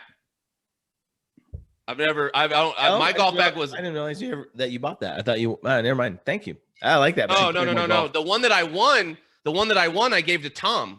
Oh my God, we got to get okay. Tom on the show. We have to get Tom on the show. We have to get Tom on the show. Holy fuck. Yeah, that'd be a great. Yeah. No, the one that I won, I gave to Tom with that driver that I couldn't hit. Oh, And right. The only bag that I've ever bought, I gave to you. It's a great bag. The bag that I have is Josh Salmon gave me the bag that I have because he was like, I was like, hey man, my golf bag is falling apart. And he's like, there's an old one here at the PGM place. And he goes, it says Rainmaker on it. So fuck, I was like, yeah, I'll take it. So I have a free golf bag that Josh Salmon, sponsored by NMSU PGM department. When you're not good enough to be a real pro, but you want to act like one. Salmon's awesome, but he gave me that bag. So yeah, this is the very first bag I've ever bought for myself in my entire life. I've never bought a bag. And you only put 4 clubs in it? So that's what's next. We had a challenge. So I came up with a format because I play in the Monday League, sponsored by Sonoma Ranch Golf Course. Mm-hmm. If you're really down to drink, come on in. We play in a Monday League, 9 holes, and between leagues, but everyone wants to play. And so we have this group message going around that's like fucking 14, 16 people. And so everyone's like, hey, are you guys going to play on Monday? And we're like, fuck yeah. So we show up, but it's always alternating formats. So one day is a scramble during the league. One day is a best ball, which means both of you play the hole by yourself and your score is your score. That tournament that me and you played in that one time, Matt, was a best ball when we played with Pat and Nate Nix. Okay. Yeah. Yeah. And we're just like, it was so fucking, it was like, dude, I'm pretty sure we shot like 6 over. And I was like, dude, we fucking killed it. Best ball is so hard. But best ball, Vegas scramble, where because it's all teams of 2, you both hit your tee shot. You pick the best tee shot, and then you play it in from there individually. Super fun. But I came up with a contest called a 4-club challenge. You pick any 4 clubs out of your bag. A standard golf bag has 14 clubs. You get 4. I picked a 5-iron, a 9-iron, a 54 wedge, and a putter. And I played 18 holes at Sonoma Ranch with those 4 clubs. And I shot a fucking 81. Damn. So what does that tell It's you? the best round. It's the best round I've shot in 2 to 3 years. So that tells you that you shouldn't use your driver at all? That's the kind. That's what's At least sneaky on about that it, course. is that I can't hit a 5-iron far enough to actually get into trouble. So even if I hit a bad 5-iron, so maybe it's like, all right, because like for example, on hole 2, back into the wind, I was like, oh my God, I didn't hit it well. But I hit 5-iron on hole 2, I hit 5-iron, 5-iron. Nice. And 2 things that it does. One, you can't, when I took the driver, the 3-wood and some of the longer clubs out of the bag, I couldn't I can't hit it a mile to the right. I can't hit it a mile, even though sometimes I hit it a mile straight and it's like perfect.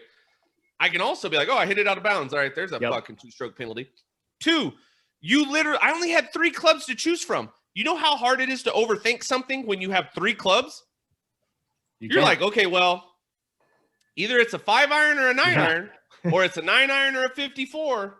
What are you doing? And oh man, I'm telling you, it almost was like you don't think. What? So in a weird way, I'm going to relate this to a flying experience I had with an older guy as my teacher. The one time I got to fly with Chris Frost, the owner, and it kind of clicked in the sense that like when I've gone up with the younger guys, the guys who are Technology. Yeah, and technology, and I think that they've more recently done the testing, so they're really up and up on the book side of things, and they're basically really concerned about watching your altimeter, watching the gauges, see when we're here we're gonna do this, and it's a lot more of like a scholastic approach for whatever reason. And the time I think I had the best day or the best feeling, and this isn't as quantifiable as how many strokes you hit, was when I flew with Chris, and he was like literally throwing business cards in the gauges and saying, don't watch that. Listen to the motor at when it looks like this. Look what a car looks like at this altitude. Are you noticing that when you're looking out the window? Like that's really, really important to know what 400 feet looks like. Not, hey, watch your gauge, make sure you're in that wheelhouse, you're just in this cluster, you're just in that 6-pack trying to watch what's going on. And I think just the relation that I'm seeing is that you're almost kind of, forced to take a little bit of the guesswork out of the club change and the variation that kind of poses. Cause like I think I told you this on the side, like the best games of golf I've ever played is when I've really just been conservative and like hit the clubs I knew how to hit. It wasn't 4 clubs. I mean, I'm sure it was a couple more, but just staying away from the ones that, have been problematic. So I don't know. That might be a weird parallel, but I think sometimes more, it's like with our customers, more options, more choices is not necessarily a good thing. Right. So Well, and then having specifics that you have to hit, as opposed to like what looks good to you. Does that look good to you? Well, then let's work with that as a team to accomplish that look, as opposed to having to find that one perfect product. Sometimes it's better to just be like, what's the essence of this house you're trying to build, and then let's try to. Well, find I mean, it's one of those key things. Going back to Dennis Stout, going like, dude, I like the houses you guys build. I trust you. I'll give you a couple of pointers, and like, why don't you guys just do it? And like, I know we'll love it. I'm like, fuck it. If we built a house, if someone said the keys are yours, and they moved in and they were like, oh man, we don't particularly care for this, it'd be like, all right, well, fuck, we'll change that. Like all the pressures. It's the sneakiest fucking thing anyone's done. And I'm meeting with him next week. We're going to Lorenzo's, sponsored by Lorenzo's. Vince, Mary, love you guys. Bread, local Italian. Oh, it's so it's good. a good spot. Man, I forget how good Lorenzo's it's is. so good. Oh my God. So good. Yeah, it's one of the best. Lorenzo's. It's one of the best restaurants in town, in my opinion. Lorenzo's is so. What's crazy is they're so good at what they do that it's like it's hard to compare them to another local restaurant, because like if I asked you like about a Mexican food restaurant, you go, oh, this is my favorite. I'm like, oh, well, what about these guys? Like, oh, they're really good too. But when we go Italian, it's generally just like, oh my God, nuts them. It's Like them the and bar. pistachios. Yeah. Pistachios is good too. I've never eaten at Pistachios. I don't like. It's the same thing. It's good. It's good, but I don't like the vibe in Pistachios. Right? I like the Lorenzo's vibe. Eric, is it Two Rings good? Oh, motherfucker. You got Is it Two Rings good? Is it Two Rings good? pistachios is fucking bomb. One ring good. Pistachios is well, bomb. All right, Really next time we're at your house, that's what we're doing. Next time we're drunk from the. Let's go. Fuck. When do they fill in the river up? Nah, Never. Not this year. Never. Not this I know. year. Might not happen. So Matt said, Matt was talking to me the other day, and he was like, I got our we're ready to float the river this year. I got a 4-wheeler. So basically we're just all buying 4-wheelers and driving down the fucking river because there's not going to be any water. I don't think there's going to be any water. I mean, and Elephant Butte's kind of a puddle right now, isn't it? Yeah, absolutely. Yeah. I It's mean, supposed to drop 50 feet from where it's at. it's supposed to drop 50 more feet. Correct. What is Wow. that? Like just splashing water each other? Well, basically, it looks like a river until it hits the dam, and then it's a river again. Wow. Well, Oh, that's all crazy. right. We'll keep an eye on it. We'll keep everyone updated. We're gonna have if there's water in there, we're gonna have some big river fucking moments. So be ready. I'm glad during COVID that it was full, so we could get out, Right? at least get out and do some stuff. Well, but But at the end of the day, from a golf standpoint, that wraps up sports. I found out that if next golf tournament I go to, I'm just going with 4 clubs in my bag, and they're gonna be like, sir, do you are you familiar with golf? And I'm like, yep.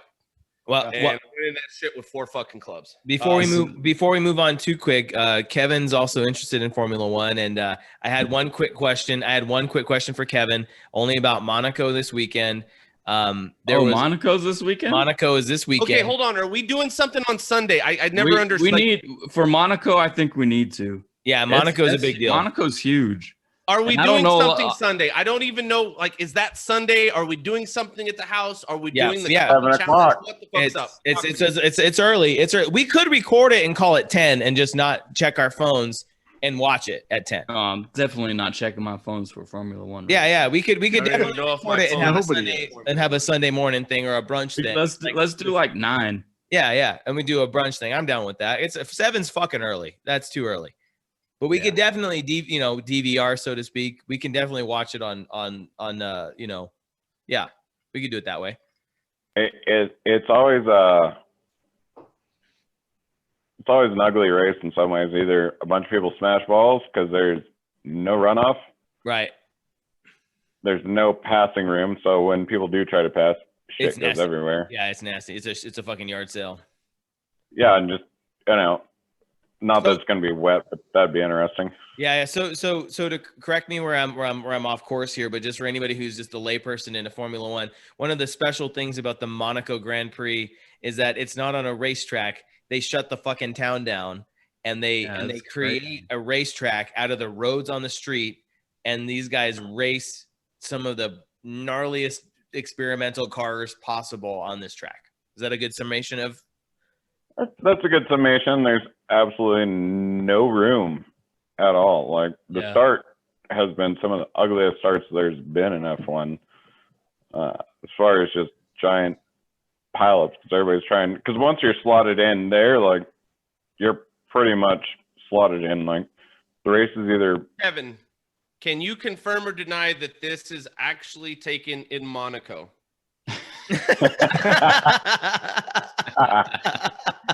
Pretty sure that was you guys overlooking the beach. Okay. Yeah. That's your yacht. That's right a big turn in Monaco. Like that's one where we like Matt was like, no, we go left, and I was like, no, we go right. It was weird. It was, you know what? They were both Never wrong. forget. It was a straightaway. Never forget. No, it's definitely gonna be a neat time. Brunch sounds like a good way to. Challenge. Coffee Coffee fucking Oh challenge. shit! Ooh. And then we'll put whiskey in it. Let's get there between 8:30 and 9 and start brewing some shit. Nick, you bring some fucking beans that you gotta baked by the sun. This sounds like a brisket opportunity too. Oh, Like what? what? We're doing some brisket, some beef brisket. Oh, Oh, okay. Yeah. breakfast brisket. Yeah, heck yeah. It could be some smoked Yeah. meats. Yeah. Hey, what? Smoke some coffee We too. do some smoked. Oh my God!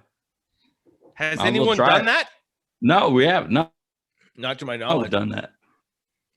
I don't know. Oh my I'm sure God! somebody's dude. done it, but Nick, it'd be cool to you try got it. Do you get any of your roasted beans? We'll smoke some. See like we do an AB on No. that. Well, hold You on, do Matt. the- No. We you need do the green We beans. need green beans. And You do the Traeger green it. bean. Green. Oh. We don't want to smoke roasted beans. We Yeah. want to smoke green ones. beans, and then that's the way to bring them up. Do Yeah. we have green beans? Wild. Yeah, I have a ton of green beans. Nice. Yeah. Oh, bring do some. Oh it. my God, dude! What if we just? All right, Kevin. I'll sell it. aside some shipping times on this. All right. Well. All right. Okay. On Sunday, anyone who's listening is invited. Totally. So that means we got to get this out by. I know that was what I was gonna say, Eric. We don't post have to it. fucking worry about it. On I'll get Tuesday, it out. they're I'll gonna be get like, "Wait, is it this Sunday or is it?" Yeah. You missed They're it, good. man. I'll, We gave you the uh, opportunity. We all gave you the 48 fucking people are gonna opportunity. show up at Matt's house next Sunday and at like fucking 7 in the morning and be like, "We're That'd be here." wild. That'd be wild to like just have like the meet the group that's like, yeah, we're here, we're listening. I'm like, Jesus, that's Yeah. Hey, 48 look, people we is a should- lot we of should people. we should throw like a BAB-Cast get together. Like Oh, dude, with If we'll you're- give out prizes and everything. town. Kevin will bring Our over first all live, the our salsa first shit. live cast. Greet There all the you go. I mixers like that it, we Nick. like. I'm making Bloody Marys as we speak. I think if you're in town, and we should definitely do something. That'll be a ton of fun. Do a get together. Bring the bourbon. Bring the beer. Bring the We'll all pitch in for the food, and there we go. Sponsored by Lorenzo's. Sponsored Lorenzo. by Come on, sponsored Vince. by Lorenzo's. Uh, Come on, let's man. go. What kind of pasta brunch do you got? Okay, well, as we move on, so here's what I want to do. The business side of things, two things. One, I don't know if you guys saw I thought it was kind of funny on the business agenda. Matt didn't. I don't think Matt's looked at it. Hold on. I'm pulling it up. 'Cause Because I feel like he would have already laughed. Business. Our taxes a scam. Oh, what mine and Matt's dad. You guys sold the house, right? If they're not a scam, why aren't mine and your dad in jail? That's the question. That's like I kind of feel like they're guidelines, man. They gotta be guidelines. taxes are Taxes a are Like They're a try to do suggestion. it. Hey, you know what? If you can do it, do it. If you can't, we'll talk to you later. You know, taxes. are like a yellow light. yeah. You either You make can't it ever or you stop in don't. the middle. You guys sold the house, right? Okay, hold on, real quick. That's next. Hold on. They sold it. Go to your crypto wallet. Nope. Oh, I'm it, scared. it made a little comeback. I'm not and looking tell at any me- of my shit how- right now. no, look, we're transparent. God damn it, we're transparent.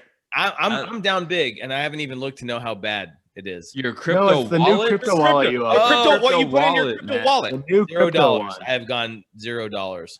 I haven't bought anything. I've lost $15. I started off with 50. You opened your wallet and you didn't fucking buy anything, E? I started yes, off with $50 exactly. in Bitcoin, and I now have $35.22. That's why I didn't open it. I am It down was going down. $182 on a $500 investment. Suckers. Doge, Eric won Doge. this one. Link kind of kicked me in the nuts too. Ethereum's only down just a smidge, but I'm down 40% on Doge and Link and 20% on Ethereum. I'm not happy with any of the wallets that I've chosen. So I got I'm crypto. telling you, I'm super happy with fucking eToro. I got crypto.com, and then I got eToro. Coinbase. You get in, check out eToro. I got Coinbase wallet and Coinbase itself. eToro. But I know that they don't have eToro. If you want to make your actual money disappear, eToro. eToro. I've just started Who do you buying. have again? Buy 100 Doge a day. I have Exodus, which also 100 Doge a day. That's all you're doing, Kev? My money Yep, takes an all I'm Exodus doing. from the wallet. What, Kevin? Do you have a wallet? I don't have a wallet. I'm just buying the 100 Velcro Doge a one, day. or no? Just through stock. Robinhood stock. Just buying 100 Doge and a that's day. why I think currently that's the best option to go through, because you can just ride the wave if you have it in stock. Well, I'm just averaging, right? So I just keep buying 100 a day. Yeah. And based on everything I've read on it, look,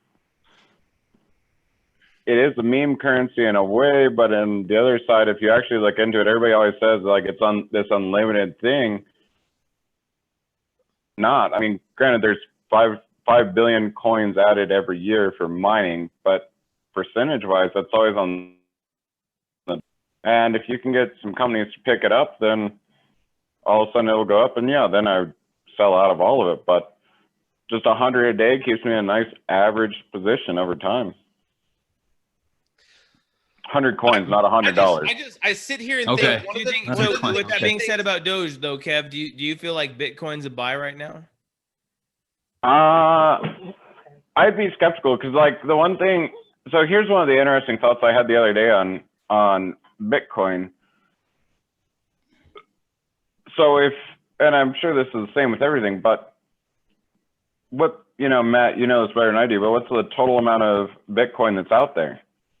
Well, there's 21 million? 21 million, yeah. 21 million Bitcoin. So then you think about $40,600 basically. But So I thought about there's a total of 21 million Bitcoins that can possibly be mined. And then there's a cap. right. That's it. That's all that exists. So then what happens when there's like the jackass that lost his wallet that was worth what was it? Mullet? His wallet that was worth how many millions? Hey, don't you say an evil thing about a mullet. How many coins is that's no longer ever going to be in circulation again? Yeah. It's a good point. I don't know. So I was just thinking about that. Like, so something that's constantly expanding is actually, if you think about it, more like the US dollar. I mean, we just keep making more of them. So if you have something that's making more of them, but at a slower rate, and people are starting to take it seriously as a currency, why is that not more plausible than other things? No, you're right. Because I think that's one of the big arguments for Ethereum. Ethereum's 2,700, almost 2,800 right now. Yeah, Ethereum's to me is a much more interesting cryptocurrency because it actually like addresses real economic issues. Did you ever watch? I think I might have sent it to you. You did, but here's my point on the Bitcoin side of things that everybody tries to relate it. Like you've even told me, like it's kind of relatable to gold standard and everything. Well, if a gold bar gets lost in the middle of the fucking ocean, like there's a chance somebody might find it again. Right. Once somebody gets locked out of their wallet that had Bitcoin or something, it's gone forever. Correct? Yeah. So then, There's like this weird like negative sum thing where like if somebody loses it, like But wouldn't that just make it more rare? Right. Yeah. That's what I was about to say. Like it could potentially drive prices up, but it could potentially also make it one of those currencies where with it being kind of zero sum in the sense that if you lose it, it's gone forever. If you don't use it, you lose it. you can lose it. I don't know. This is fun. This is a fun thing to think about. Oh, speaking of money, I bought everyone books. Bought us books? Yeah. Die. All you can with zero from zero. Die with. It's called the book's called Die with. Die Zero. with zero. Getting all you can from your money. Yep. Wow. And Bill your Perkins. life. Oh, thank you. That guy told you to follow on Twitter. He pops up on some of the really high roller cash poker games. He's a super interesting dude. Sponsored by someday in the future, Bill Perkins. Because Bill Perkins. I'm very Good old Will. Is that Kendrick's Wild Bill. Kendrick's brother? It's Kendrick? Kendrick Lamar's brother. What's Kendrick's real name? Is it Kendrick Lamar? No, Kendrick Perkins. No, Kendrick It's Perkins. Bill Perkins. That's what we're talking. Sorry, yeah, that was Eric's. I was It was, joking. it was a basketball reference, Matt. Yeah, Not a- Kendrick Perkins is the worst fucking basketball analyst in the history of Earth. Well, But no, but there's I some think, bad I ones think the out cool there. thing is I bought 5 of them, so I'll distribute them. Everyone we'll book club this shit. We'll read it. We'll see what we think. And I just think it could be neat because I do think that this dude has made a lot of money in his life, and I'm very interested, and I like his personality on Twitter, and he's astute, and he's not afraid to be like. He was the one that I sent you guys that tweet where he was like, I totally missed the boat last time on this or that. And now I'm not going to fucking miss it. So I'm in Nice. on crypto. And Okay. it's just, he's an interesting cat. So it'll be I'll distribute it. I'm always down for anything that will like expand anybody's like mind, like that would make their position in life better, lot in life, so to speak. And I think this is fun. I'd really like for us to I'll distribute. We'll read them. We'll see what's up. And I think you're exactly right, Matt. It's about exposing yourself to different takes and perspectives. And like maybe I'm oversimplifying this concept, but like how many of you guys follow like a media group that does something like, because like ostensibly that's what we're doing. We're like a media group or like a show, right? Like we're a show. Somebody even not confronted me, but asked, hey, you have a show. And I was like, what? A show? Like, yeah, Fox News. Yeah. Well, yeah. Fox News did. And we're all millionaires now. But like somebody had brought up like, hey, you have a thing and you have a show. And they said show. And the thing that made me kind of relate the two together was like, I don't think that there's a lot of air quotes shows where, let me ask you this. This is my ultimate question. Have you ever watched an interview with somebody where they're asking an author questions and then you realize that that motherfucker didn't read the book and nobody, like maybe a staffer did and gave him points. Cliff notes. Yeah, 100%. Yeah. Like so every late night show. Jimmy Fallon, Stephen Colbert. It's absolutely everyone that's ever interviewed anyone that's written a book. It is. Yeah. And no. Oprah. So yeah, exactly. So follow me through this because I think this is important. What if we actually read the fucking book? Okay. And I'm not gonna do that. No, I'm being serious. I don't have that much time. I ordered these books and I've literally already thrown them away. So I don't know. Kelly got those books. I'm going to Hastings and getting the Cliff notes. Yeah. No, but hear me out. I'm being serious, and I'm being serious, and I'm also being tongue in cheek. What if we actually read the book and we talked about it? And an actual book club. Yeah. Oprah's book. What if club. we actually read the book? Kelly's and book it was club. like, but here's the deal. All of this fucking guess what, guys? Grind, work hard, wake up early, don't eat, like eat your vegetables. Like, what if like all these motherfuckers have their bullshit, and then our bullshit is like, we read this professional development book and we're going to actually get after them on the things that we think are right. Our opinion is like, here's why this is totally doable. our opinions like sleep. Dude, Kelly, it's so dude. Like, we're being sarcastic. How many pages? So doable. No, I 200? know, but I'm telling you, like, look, this book is only 203 pages, and look at the font on this motherfucker. Like, this is me writing a paper in college. Yeah. Double spaced. Like 14 or 16 double spaced. Oh yeah. No, Bill was like, look, I've got something that I want to say, but it's like I'm not gonna spend too much time on it. I'll have that book done in 6 months. Hey, it goes perfectly with the podcast. If you ask, it's like if you say, "Hey, Kelly, go run a mile." Eric, read a 200-page book. Same time frame. So, okay, hey, Nick, talk to us. Hey, it's bean time. Books. It's bean time. Badass books. Bill Perkins. Badass Bills. Badass beans. It's bean time. What are we talking about? Beans. What do you got cooking up, Nick? So I just I got two different types of bags of beans in yesterday. I got a El Salvador bean. I got a Rwandan pea berry. It's like a really tiny coffee bean. It's like about half the size of a normal size coffee bean. Wow. And I've noticed that the pea berry beans somehow have like just amazing flavor. Cool, so man. I'm super pumped up about that one. I ordered a Vietnam Robusta, I guess. I've never had a Vietnam one, so I'm sort of pumped up about that one. And then I got a Guatemalan from the Antigua area. So Guatemalan has a lot of higher elevations, but Antigua is, I think, maybe one of the highest elevation spots in Guatemala.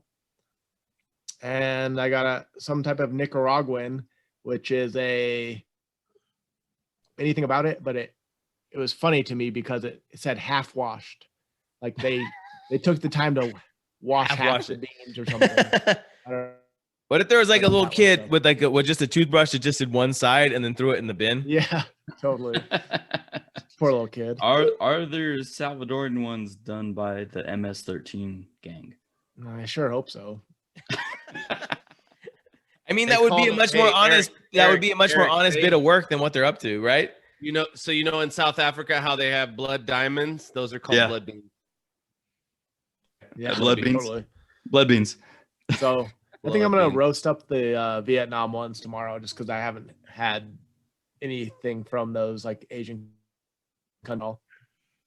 I'll just tell you what, they're glad they're not I have an making entire hatch chinner that has no beans in it Needs to be filled. Yeah. Perfect. So I grind. I'm a French press guy. Mm-hmm. I grind everything up. I've got a very specific regimen. I put a pinch of salt in there. Yeah.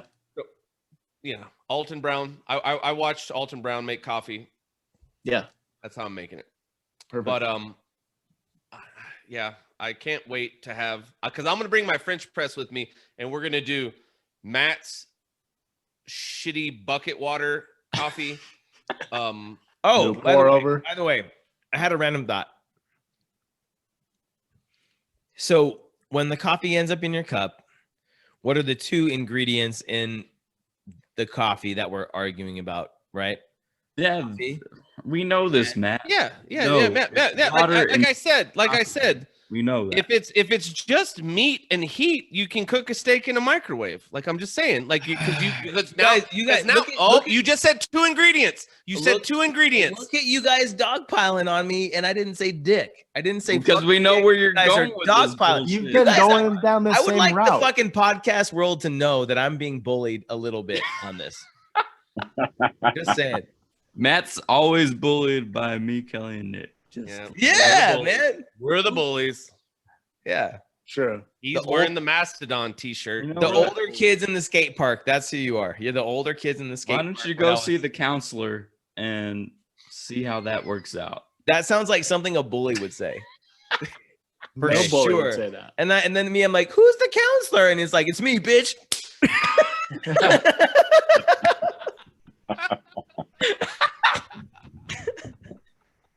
That was awesome. That's so good.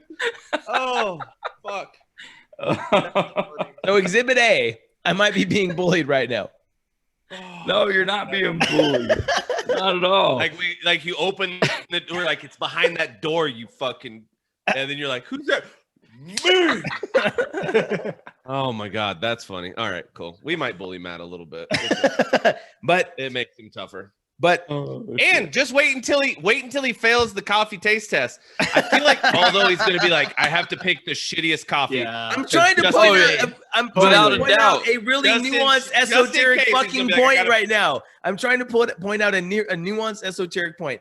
It's what if I would be interested in this? Let's put it this way: same water, same shitty tap water. Yeah. No. Stop. I'm not done. Why are you telling us to stop when we go? Yes. I have an experiment. I'm telling you my experiment. My experiment is 3 different coffees, same shitty tap water. Okay. And then one medium coffee, and then go medium. Okay. Roast? What are you talking about? What's medium? Kelly, this would make an interesting mathematical graph. Okay. A quality of coffee, ABC. C is the best, B is the middle, A is the worst. Okay. So you have a quality of coffee. Okay. So three bags of coffee. Yes. 3 bags of coffee. One considered to be really good. One to consider. Yeah. So, okay. And then one. And then cheap shit you get at the store. Folgers. No. But here's the problem. We can't, it's either got to be whole bean or not. And I think that one of the mistakes that a lot of people all whole bean. So that's a good point. Okay. Everything's whole bean. Oh, just makes a whole bean. I'll get it. It's better. It's good, better, best. So a good, better, best. You're not getting a Folgers whole bean. Yeah. No, that's what I'm saying. So we've ruled out Folgers, but good, better, best. Good, better, best. Yeah. Okay. Yeah. Good, better, best on the coffee, and all of that coffee is brewed with the same water. Good water. Good water. Of course. Good water. Yeah. Whatever water we got. Whatever water we got. Yeah.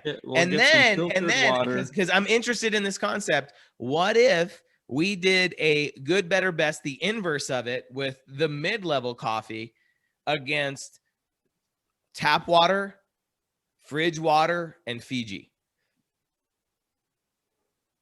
Well, okay. So you're saying the water is the only thing that's makes coffee?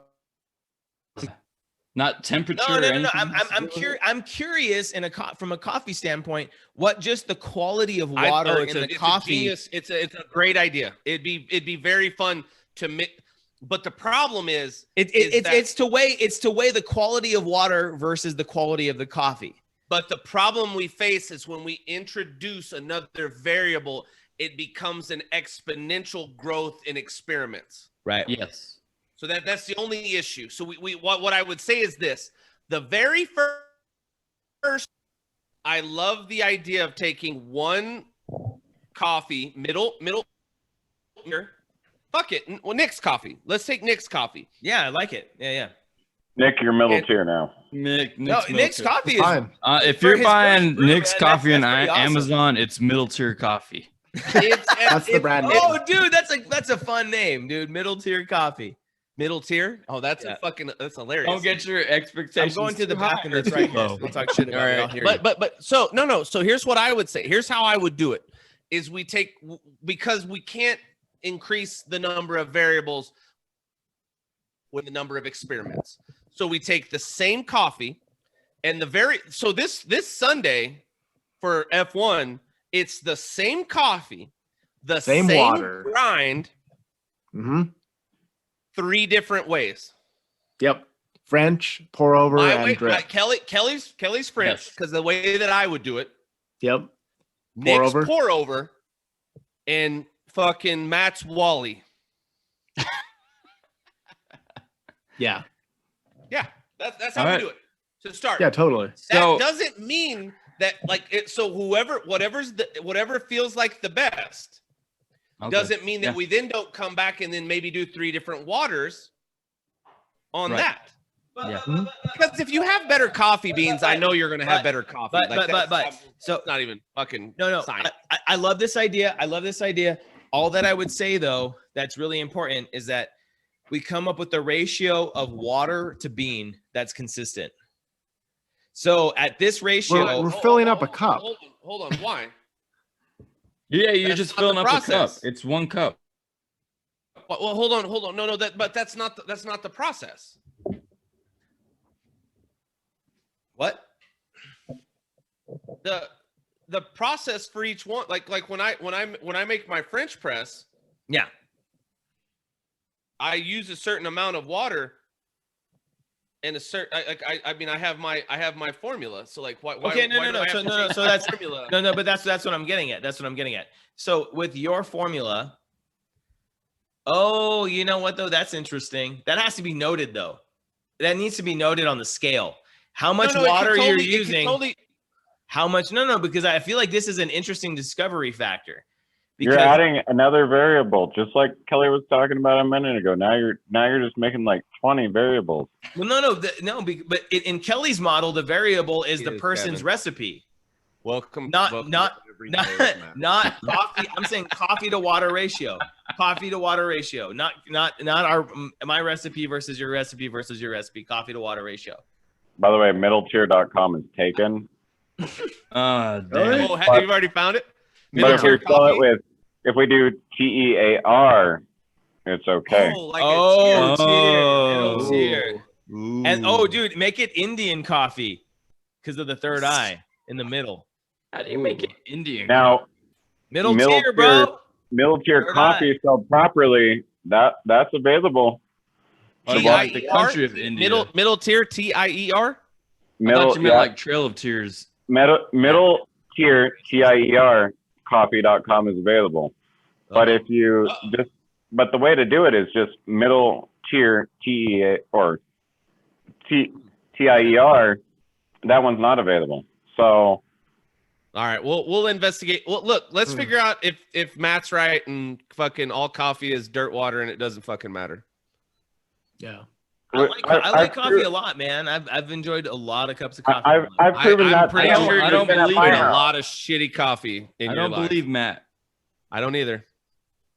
Because when I was living with him for those 2 days, he was like, "You want some coffee?" And he gave me some, and I was like, "What the fuck is this?" He's like, I'm going to Pickwick. It's close. He had an old mop bucket that he fucking was like, "There's He some just water rang in there." out.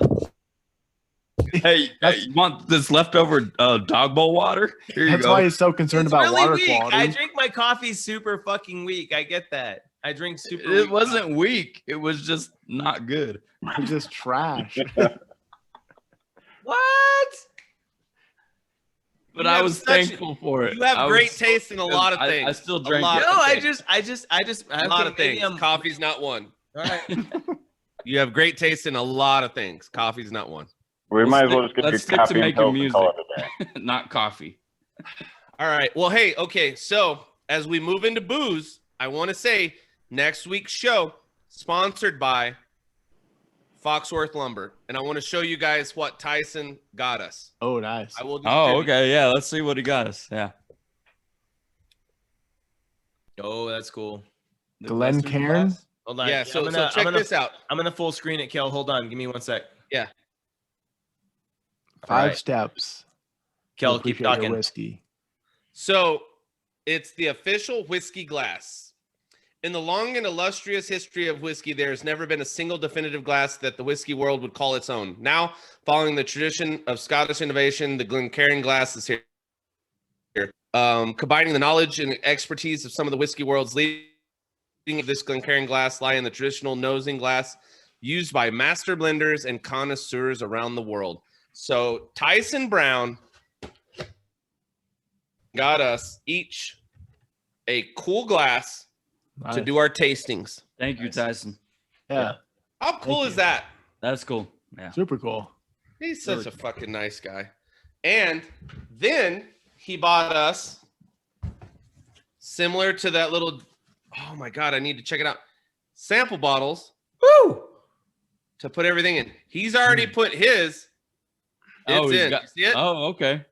His are in. So hold on. Do we know what his is? We're just doing like A, B, C, D. Bingo. So that's it's completely blind taste test. We don't know what anything is. No. I'm gonna have the Jeff, name so of I it? hired my girlfriend to pour all of the shit into here and then label it and figure it the fuck out.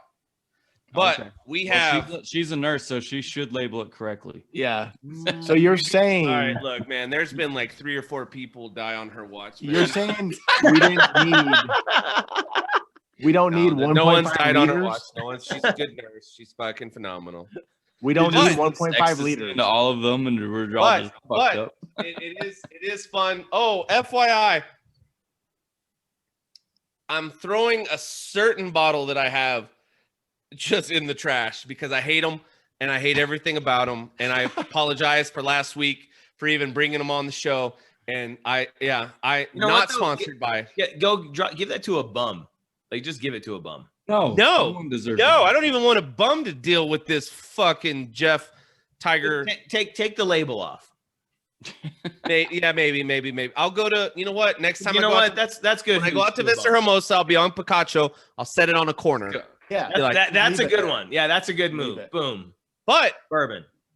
I am bringing a new bottle. I am bringing a new bottle into the fray for the contest. 1.5 liters at $99 at Walgreens. So it's not Nick, was your bottle $1 or $2? It was under 15 for 1.5 liters. Yeah.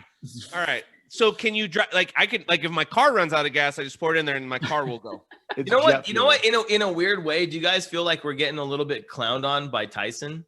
Because like, what if we fuck this up? What if we can't discern the difference between Nick's bottle and work our way up through the prices? Oh no, there's not much difference though. Yeah, I know. It's about the prices. It's just. But I mean, like Nick, your bottle is shit. I know what your bottle is shit. So and so like if I can't pick that out of this lineup, I'm gonna be mad at myself. So for sure. Like I'm gonna be mad at myself if I know what yours is, and if it's like A, B, C, D, and I'm going fuck. I don't know if this is gasoline or if it's napalm. Hold on, Matt. Hold on. Kelly called me on Tuesday and he was like, "We need to discuss this on Wednesday at trivia," and we didn't discuss it. But we have a scorecard. We have a scorecard. I came up with it. I'll send it to everyone. We have aroma, we have taste notes, we have finish, complexity, balance, uniqueness. Okay. And then there's different flavors that we can go through and check the box on for each one. Okay. So it's a guide. This is a guide. It'll help us determine. Yeah. Okay. It is guided. It's guided. It's not just like I like this. I don't like. It'll help us determine.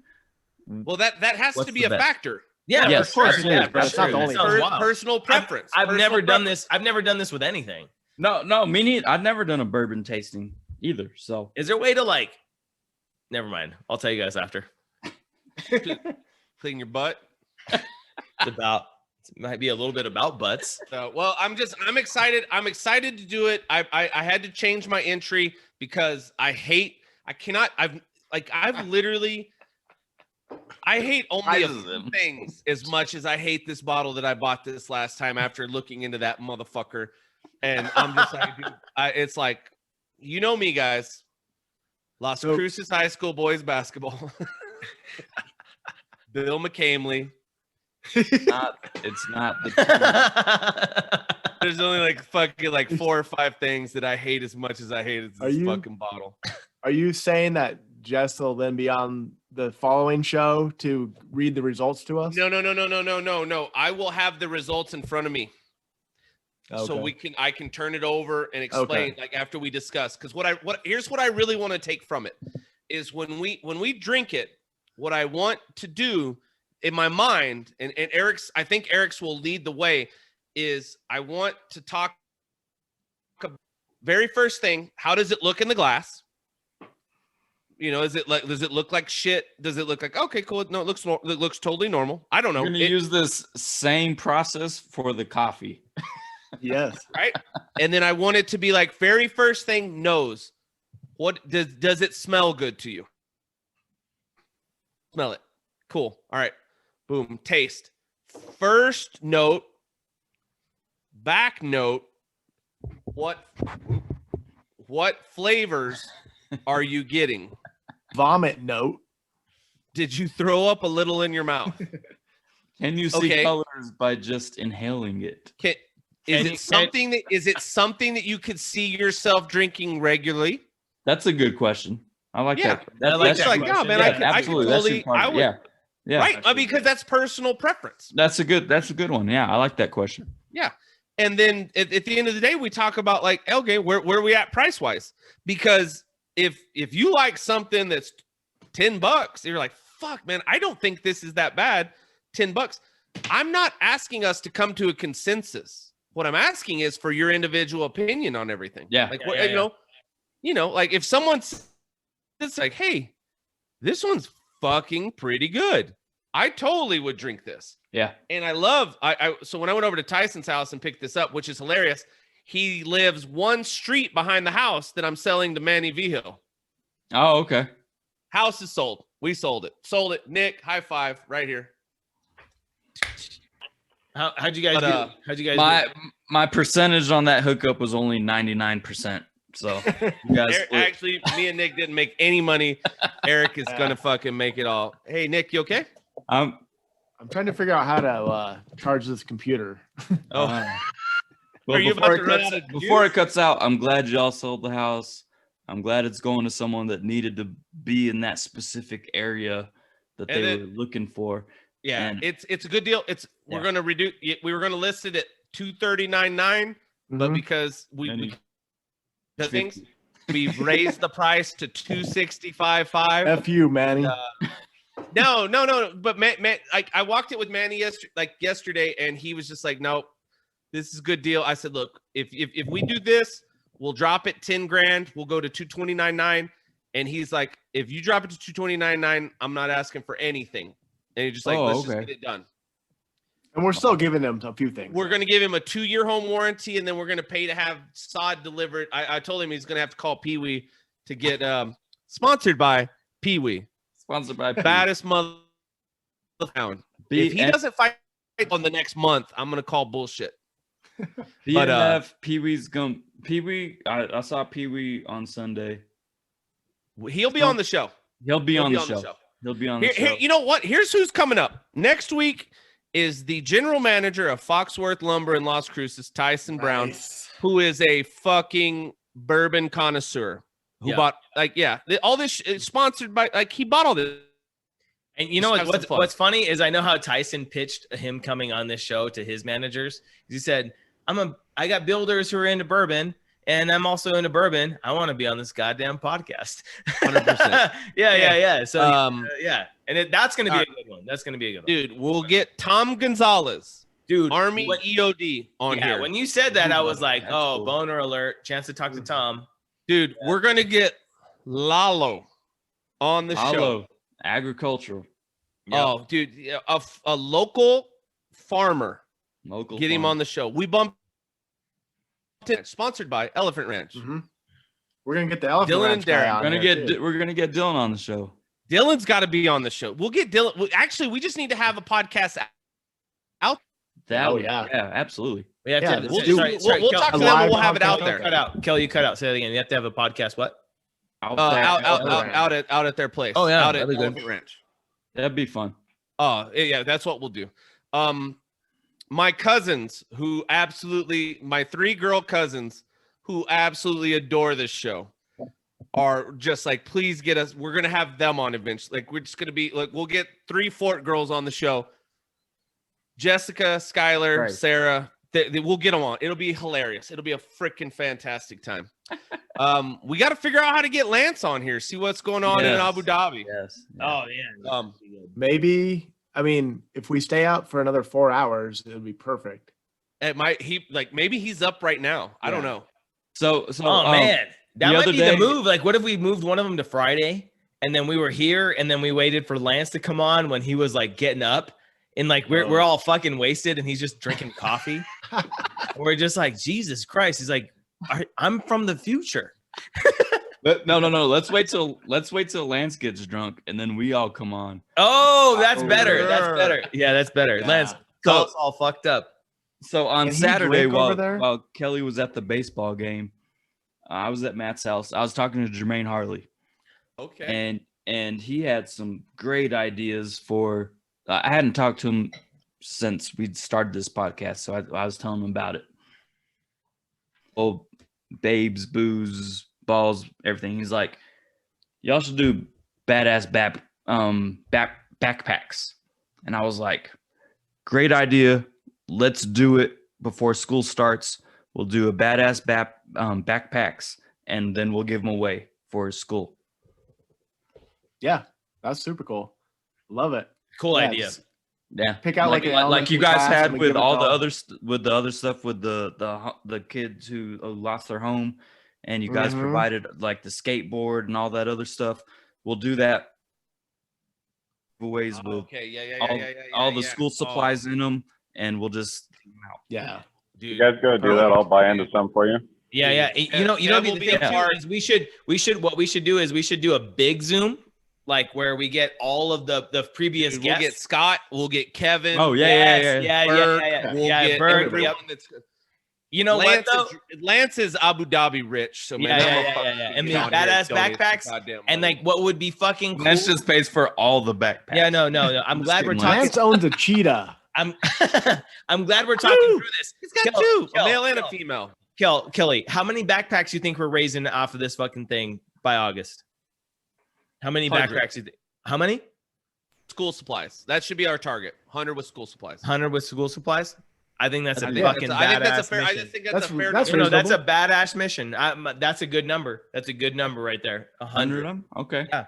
Maybe we hit up. Man, you know what? I'll text Chris Lang and see, because that dude's tight. You know, Oregon Mountain Outfitters, man. That dude's tied into everything. You know what's going to be the shit though? Is like what'll be fun as a podcast is to figure out all the shit we have to put in him. So I we're going know. to shop. We're going to shop and we're not going to pull Two any pencils. punches. We'll steal them all from trivia. No. We're not going to pull any punches. We're not gonna bullshit this. If there's good colored pencils, we're gonna get the good ones. If there's good fucking notebooks, we're gonna get the good ones. These backpacks are gonna be Trapper keepers. bad Trapper ass keepers. fucking Everybody. backpacks. Badass Badass 100 of them. And they're- you know what they're I good. think They're would the good be shit.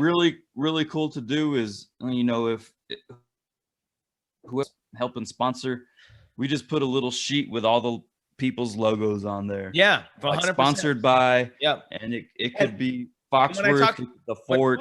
When I talk about the BAB-Cast. items though, when I'm so going back to the items, when I'm talking about the items, if there's a fucking ballpoint pen that we agree is like, dude, put a Bic in there. Because honestly, what's wild is as far as if a teacher says, I need 4 ballpoint pens, I'm giving that kid 2 black, 2 blue Bic. And those are 70 cents each. And they're I the bet we can best. even get some patches made to put on the backpack. Dude, that's sick as fuck too. Yeah, badass backpacks. Like the, Like, you know, like it's that got little all the- Jack it's- Daniels one that I have that's like sticky. You know, it might not stay on for. No, we sew it on there. We sew it on there. The idea. I'm No, a little tipsy, so I'm gonna say this. I'm already working on the patches. That's what's up. It's already, Yeah, it's already, it's not gonna be a sew on patch. it's already in. No, gonna be it's a already, sticky- it's already in the works. Let's sew it It's on. gonna be a sticky patch. Let's sew it on. Why not? Sew it on. Iron on. 100? Got it taken care of. It's You gotta gotta be an take- iron on, Matt. Like I don't know a seamstress. I'm working on it. I've been working on it for the. I love it. I'm so- working on it. So Okay, all right. I have a serious question about booze. Do you think Admiral Nelson outranks Captain Morgan? Yeah. Yes. Yes. So is an admiral always above a captain, Yes. yes, Yeah. even if you're a pirate? Yeah. pirates don't have any rank. That's true. Oh, That's man. It's like a captain. You're the dread pirate Roberts. There's no admiral pirates. Okay, I'm just asking. If you're the head pirate, that's who you are. But I don't think there's another Captain rank. Jack. Who was above Captain Jack Sparrow? He's a Captain God. Jack No Sparrow. one. Captain. Was there an Admiral Jack Sparrow? No. No. Still to this day, my favorite thing on earth when it comes to booze is the fact that someone was just like, Captain Morgan. Fuck those guys. Admiral Nelson. we can make And I'm like, you son of a bitch. we can make a similar bottle with cooler colors at a cheaper price that Bingo. tastes better. But what? Okay, so Produce that's it the in- question. What produce it rank in do we? Cuba. What rank is above an General. admiral? Not in naval. Yeah. In naval, In naval, is there what's higher than an admiral in the Navy? I know that's what I'm saying. There- I feel like there's Admiral different Nelson levels of admirals. Admiral Nelson nailed it. oh There's different levels of admirals. yeah, Oh, like a 4-star rear admiral. I don't know. Yeah. Is that above an admiral? I think a rear admiral's a little Okay, it makes sense. regular admiral. But a rear We're- admiral sounds like way more fun at parties. Yeah. All right, guys, I got to sign out on you. All right. Later. What's up, Kev? I didn't realize Thank you were you, still Kevin. here. You sleeping on me, man. More or less, man. I've been to a point where I'm an old man. But Oh, it's 11 o'clock. So here we Yeah. go. All right. All right, you have to wait for the admiral discussion, and then So- you're out. We all got right, all The right, all different- right. What are the 4 different levels ranks of admirals. We have Admiral of the Fleet, a Grand Admiral, Admiral, General Admiral, Vice Admiral, Squadron Vice Admiral, Lieutenant Admiral, and Rear Admiral. Oh yeah, rear admiral's the worst. Well, Grand Admiral. Okay, that's where we go. Grand Admiral Johnson. You guys will have it all set. Grand Admiral Johnson. Grand Admiral Johnson. Fuck your rear. Yeah, fuck your Admiral Nelson. Fuck I'm the your boss. rear. Fuck your rear. Fuck your rear. Just says that on the back label. It just says on the back. Fuck your rear. Doesn't sell it all. All right, hey Kev. Can't tell you how excited we were to have you on. Thank you Thanks, for putting Kev. up with Yeah, us man. for this long. Awesome I insight, know. man. I Yeah, that was honestly, cool.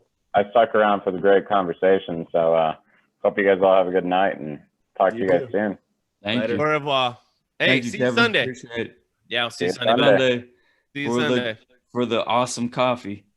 for We'll for see how Grand that goes. Admiral Johnson. All right, ladies, guys. Later. Au revoir. Matt needs to smoke some coffee. Yep. Ah, sounds wild. You need to Yeah. between now and Saturday and see. how he's I'm doing. into that. Man, Nick, give me some green beans, and that'd be a weird one to try to pull off. Like if you smoke. Yeah, absolutely. I'll give you like a If But, we but come I up with think some- you could do it while we're there. yeah. Okay, It's How not long? gonna How long? How long do you take- roast it's not beans? gonna for? take. How long? How long do you roast them? I mean, and what maybe temperature? anywhere between like 5 and 9 minutes. Oh, that's shit. For But at what's, what what's the temperature? what's the like the temperature? Do you think? That's the thing. So the temperature. No, to no, the no. fucking- I know. But what is the rec tech temperature need to get up to before he puts it in? That's what I'm just wondering. So Matt knows. I don't know. I just do it over an open flame, so I don't necessarily have a temperature gauge. Probably Yeah, in the 450, 500s.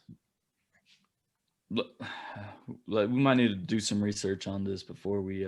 Nah, we can't. We're gonna. No, don't you fucking worry. We're doing it. I don't think it's gonna be on there that long though. No, I don't. I mean, if you put it at 400, Well, and I think if you, I think if we just get a big fucking, what I imagine is like a big cast iron, and put it in there and let it get to temp, and then just put it in there and let it just smoke, man. I think that could be fun. and then just stir it. You're gonna have Um, to stir if- it. well, Yeah. Well, if we, okay. Now, have you seen how a roaster works? So they have like a paddle that Yeah. Yeah. It's just, constantly rotating the beans. yeah, like, and then it like Or you could pumps just air. do you could do a big cookie sheet in a single layer of beans. That's yeah, that'd be the like, ideal if way. you to do it. open it up, you're fucking with the temperature. Good Yeah. point. Yeah. I would go very thin layer Mm-hmm. flat, and then I would go for Gents, me. gents. What if our goal with this was to figure out like the electronic RecTech fucking smoker attachment? Like where we just figured out a way for your RecTech grill, if you want to roast coffee, you can roast coffee in your RecTech, and it's sell that to RecTech. Yeah. And it just does like a. What I would do is I would go lower temperature, and I would go lower temperature and go longer, but with a very uniform. I would go a cookie sheet, no coffee stacked on each other, because when they roast coffee with the big stuff, it's usually piled up. So you're trying to get the coffee that's up top down below. But if you have a rotation, I would go lower temperature, smoke it for longer, and that's how I would handle it. Matt, what's the lowest temperature the RecTech goes to? I think on low it's 200. Yeah. Okay. I think on low it's 200, but it says so. Low, For me, I would be at 275. I'd do 275 to 325 and just smoke that shit and do a thin layer. Yeah, like so 10 minutes or something. And do like 10 minutes. I don't think it's crazy. All right, well, we're doing it. We can easily tell. I mean, after 10 minutes, if it doesn't look like it's roasted, it'll either be a really light roast or super correct. Dark. If it's a light roast, guess what? It has a lot of caffeine. Yep. Yeah. All right. Well, what are you guys drinking? Oh, hold on. There was a really nice thing that happened yesterday at trivia that I wanted to point out, because I think one of the cool things about what we're developing as a group of friends is this mentality of it's just so many freaking nice people that we interact with. And I got a gift from Darian Chavez. A Frenchy Bluetooth speaker. A French Bulldog Bluetooth. He was like, I saw this. It's a black one with glasses. And he goes, I saw this. And he goes, I thought of you. And he goes, I thought of just how much you love your dogs. And I got this for you. And I'm just sitting there going like, dude, this is Darian's, man, 23, 24. I mean, I'm probably, I don't know. He's a young kid. Yeah. And he's finding his way to, he's graduating. I like that guy a lot, man. Yeah, I do too. I really like engineering college. He's in the engineering college at NMSU. He's finishing up everything. He's worked his. When you're telling me that, I can't believe it because of how mature he is. Right. He's a mature kid. Like, and Darian, I'm sorry. I don't mean to call you a kid, because you're not. You're a great young man, and I really mean that. And I mean that wholeheartedly, because I literally, when I learned his age, it tripped me out, because I work with a lot of men, in all different ages.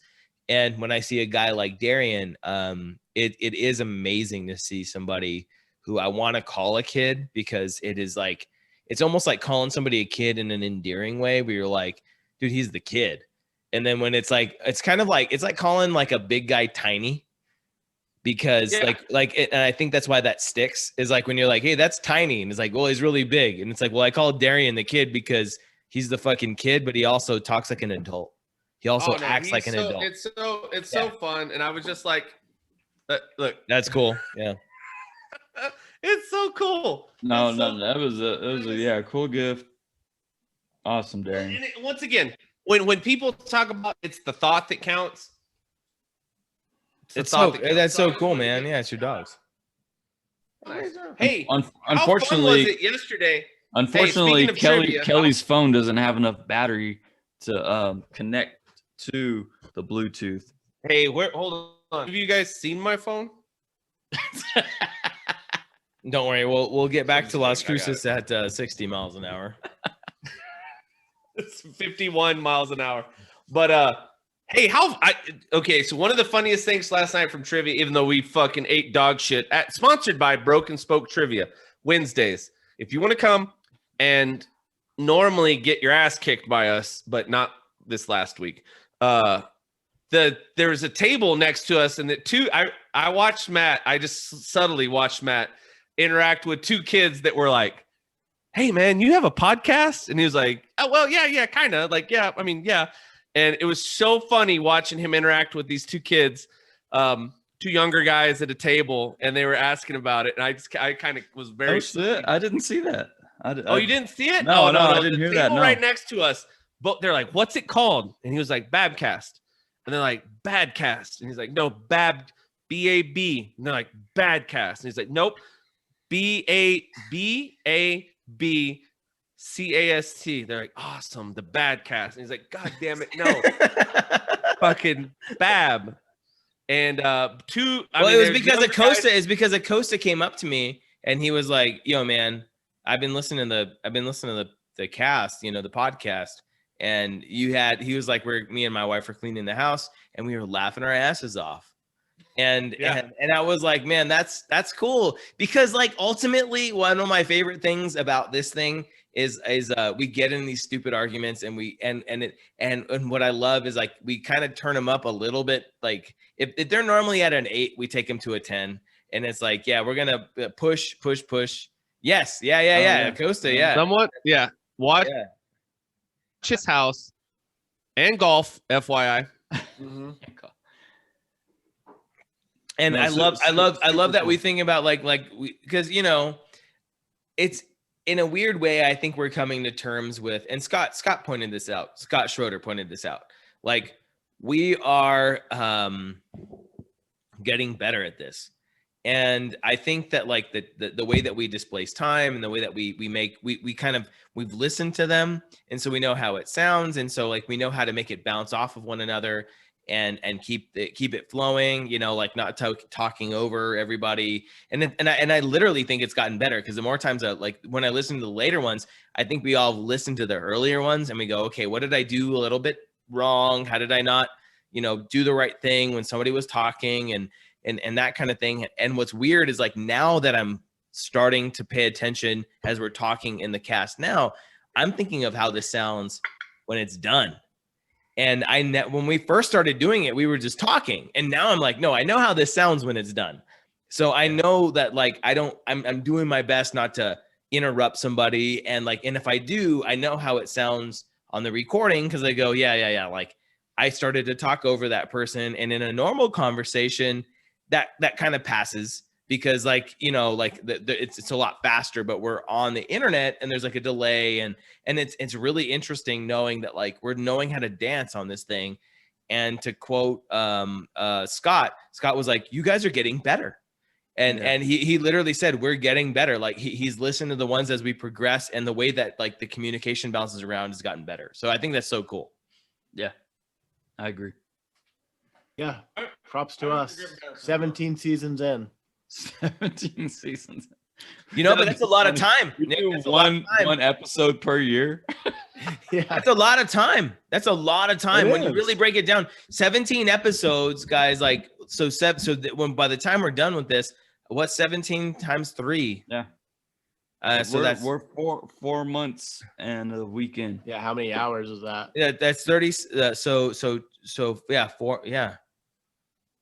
Well, I think what we're realizing 51 hours. A lot of hours that we've been Give doing. or take 51 hours. Yeah, and what's start fun? Getting paid for this shit. I think Well, but we're getting better. But we're getting better. We're getting better. We have a little over of a full work weekend on getting this done. And so and what's fun to think about is that it's like a 6-day week. We did a 6-day week of this, and we're here. And where can we go when we've only put a 6-day work week into this? Like that's wild, right? Yeah. Like and like how much better is this going to get when we're in a month or 2 months of a work week, and then we finally hit our 1-year anniversary as a job for this, right? What does this sound like when we've had a year at it? No, and it's not going to happen in a year. It's going to be 2 years. We're going to be doing this for 2 years, and then it's going to be like, man, these motherfuckers are funny. And then what happens tech wise? What happens to the production value? Like we haven't even hit a year. We haven't even hit a year. And I think the thing is that as much as the fucking agenda is something to discuss, I also think it's important for us to chime in with our personalities to be like, be funny when the opportunity arises. Yeah, totally. Make a joke. Like people I enjoy us bullshitting with each other and giving each other a hard time more than they do us talking about some specific of like, hey, you know what you should do? Yeah. Is invest in Marathon Oil.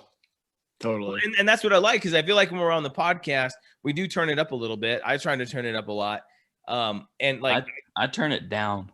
Okay. Well, you know. Matt just shuts it off. He's like, I'm done. It Leave. just disappears Pause. and then he logs off. Mute. No Friend, video. hey, I recommended a friend who has never seen the podcast. I said, hey, have you watched? And she's like, what the fuck are you even talking about? And I said, no, check it out. Go to Google or go to YouTube and search BAB-Cast. The very first one I saw was Grumpy Matt, and I've started watching that one. Matt, you didn't label the last one correctly. All right. I need to give you guys the login, because I cannot, like, I literally want to just have you guys fix it. If you see it, just get in there and fix it, because BAB-Cast or I know. episode BAB. Yes, I know. Keep it consistent. Formatting. I know formatting. Yeah, I know. Well, I'll put a sticky note on your computer. Well, We'll put a bumper sticker on your Tesla. in the coding. Almost. But in the coding world, I think what you refer to this in the coding world is like oh fuck, it's like not redundancy. There's a name for it, but like one of the problems I have is that I started a certain formatting issue where when we're done with Zoom, I would export it in a certain format and it looks a certain way, right?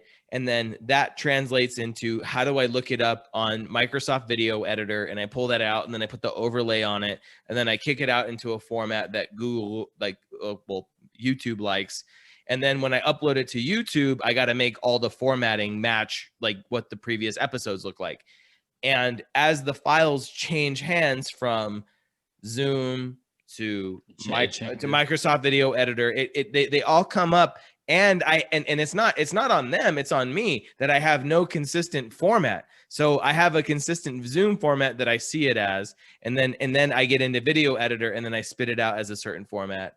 And then I get into my upload anyway. So I need to get better at that. Like I need to kind of like homogenize on like, this is how this episode looks from this to this to this to this. Tell Jordan. Yeah.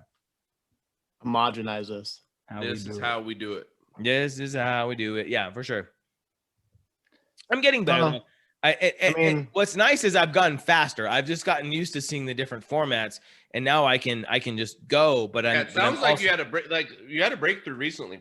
Well, yeah, and like I think one of the things that's kind of frustrating is like when you're trying to do the YouTube thing, there's certain formats that it likes, and then not only that, there's like the speed at which it uploads, and then there's the speed at which like the Zoom meeting exports. And so like when we're done tonight, there's going to be an hour of Zoom exporting this meeting to a file that's like playable. Gotcha. And so all the other ones you had that you fixed, you had BAB-Cast EP and then the number. Right. And then for 15, you just did BAB EP 15, and for 16, you put BAB 16. You didn't put EP, you just put BAB 16. So I think when people are searching for it, if you're not subscribed and you're just searching for it, it becomes an issue. No, you're right. It probably does. So it needs to be BAB-Cast. It needs to be BAB-Cast and then the episode and the number. Yeah, I see what you mean. BAB. Because I'm subscribed to you, so it comes up no matter what. But if I just try to search it, if I'm telling someone to search it that is not familiar with what it is, I need to be able to tell them BAB-Cast and then whatever, the number. I just ate everything in this lunchbox. Go Aggies. We're empty. I like that. I like that. What are you drinking? Logo. What are you drinking tonight, Nick? I'm saving my palate for the bourbon for next week. So I'm just drinking Dos Equis. Is that two? Is that two X's or? It's triple X. Triple X. It's from Cuauhtémoc, Montezuma, Mexico. Oh, heard of it. Nice. I've never, but I guess then they ship it to Monterrey, Mexico, and then it gets shipped to Those sons of bitches. By Amazon? probably Amazon. Is it Prime? has to be. Oh But my god, I found dill pickle fucking. Oh, so this is how I think the drink Yeah. should go. So I'm drinking beer. If someone asks what the other person is drinking, so I just asked Nick. So Nick chooses the next person. So Nick. all right. Yeah. Yeah, that's perfect. Right back at you, E. What are you having dang, tonight? Okay. Oh. Dang, just Whoa. I am drinking Blanton's. Ooh. What? And That's not part of the sample. What's the horse? the N horse is in the lead right now. You guys had a funny joke earlier today. You guys want to tell everyone about it? Your Australian joke when I fucking just jumped on. You guys are super funny. let's leave that alone. Kelly, what are you drinking tonight? I'll tell you what I'm not drinking is dog shit. I was actually worried that we might have done the same thing. Oh, okay. Oh, so yeah. Similar bottle. So I was headed out to Vista Hermosa to meet with the Springers. And I'd had a cup of coffee earlier, and I was just like, I needed more caffeine. So I stopped in to grab something. And while I was in there at the Pick Quick out on Picacho, they occasionally have some stuff that's just on it's like a rack right by the cash register that's on sale. And Matt, take a look at this. Alabama style whiskey.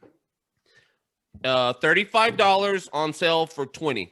Roll Tide. Roll Tide. Exactly. And so the Clyde Mays is what we took to Ruidoso. Let's go Auburn. And here's what I'm going to say about this. It smells like apple pie. Really? Yeah, no, absolutely. Yeah. I like apple pie. I took some over as soon as because I finished out there and went over to Eric's and went over there and took him one. It smells like apple pie. And they say that on here. I don't know if do they say that on there? Because I was reading it to you. I looked it up when we were on the phone. Say what you be what you say. Clyde May lived outside the law. He was a moonshiner by trade and a craftsman by heart. Using hand-built copper stills, fresh Alabama spring water, and the finest local grains, he vowed to make the best darn whiskey Alabama ever tasted. What is Alabama-style whiskey? Kelly, It's Clyde's proprietary. Are you dipping right now? Did you not see me get the Cheez-Its. Oh, dill pickle yeah, sunflower? I never heard you sound like that. He's talking like an Alabaman. Hey, I get it in character. What? He might. So I'm a method actor. I'm a method actor, man. Hey, hey, boy. You need to calm down. So, Clyde's proprietary process that makes this 4-year-old American whiskey unusually smooth. Clyde May's whiskey starts with a nose full of green apple and peach met with creamy straight bourbon wood spice that smooths to a lingering finish of fresh orchard fruits and spice. Raise a glass to this cast while eating seeds. All right, now we got to talk about your mullet after you did that. We got to talk about your mullet. We got to talk about your mullet after you just did that. Hold on. Real quick. God fucking damn it, man. Oh, that was hilarious. It don't get no better than this, baby. It don't get no better than this. Clyde May's Alabama whiskey. That was hilarious. There's no better lead in to that discussion. It had like a taste like honey and spice and like, yeah, everything nice. Ever have everything nice?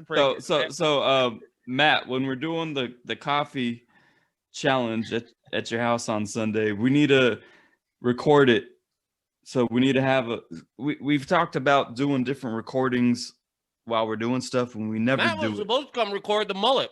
No. Well, We never do it. So we need to actually I know. start doing shit. Matt. So. dude. Okay. I went and got the mullet cut. Matt was like, "Dude, I'm gonna come record it." I was supposed to go, not but have- then I had workers at the house and I couldn't go. So Hmm. maybe Matt thought I was going, and I ended up not being able to. But All right, guys, tell me about my mullet. love it. Love Yeah, it. it's wonderful. All right, look. It's styling. Styling. It's big Yeah. in the back. It's big in the back. Yeah, I like that. It's got some good waves to it. It fits you. It really It does. does. It doesn't look like that was a complimentary. I wouldn't. No. I know. I wouldn't know. say you're It's from like, Alabama. These are a bunch of backhanded compliments. I totally No, it's get it. not I love it. No. It looks good. It looks good. I don't think it's backhanded. I don't think it's backhanded. I'm envious.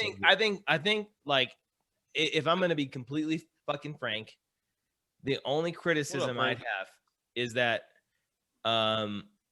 if you're gonna do the mullet life, I feel like you might look a little better with the European kind of faded up into the mullet. I do love how this is so hard in the paint as a mullet, though. So like this is like the most pure mullet you could get. But I literally I don't know how close actually, you just got to your mic, but your fucking audio changed insane. sorry. I love the mullet concept on you. I'm just saying that this mullet as subgenres of mullets might be a little extreme, and maybe we move towards something that's a little bit more European with the fade, and that's it. But the reason I feel do Europeans have mullets? yeah, that was like a thing for a while in Europe for sure. Just Google soccer players like 3 or 4 years ago.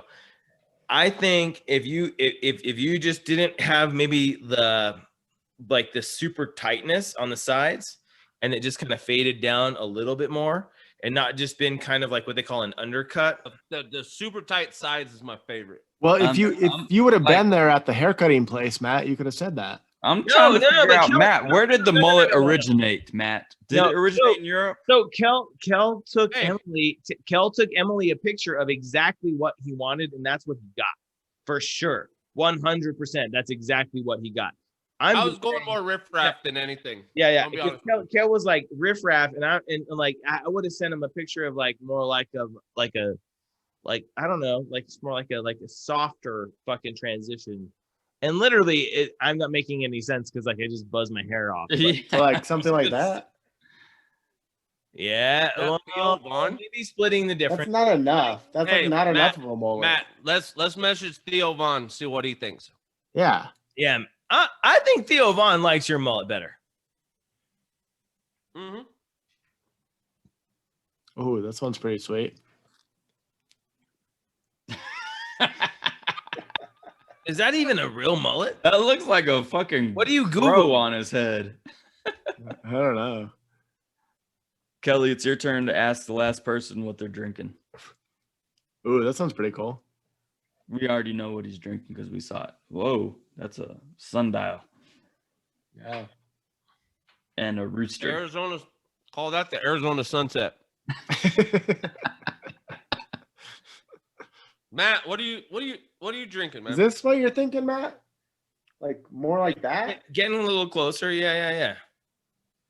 I'm drinking Buffalo Trace. Buffalo Trace. Buffalo Trace. It's awesome. Always nice to know that there's someone to fall back on. That's got me through life in a wild amount of ways. You're using the same glass that I am.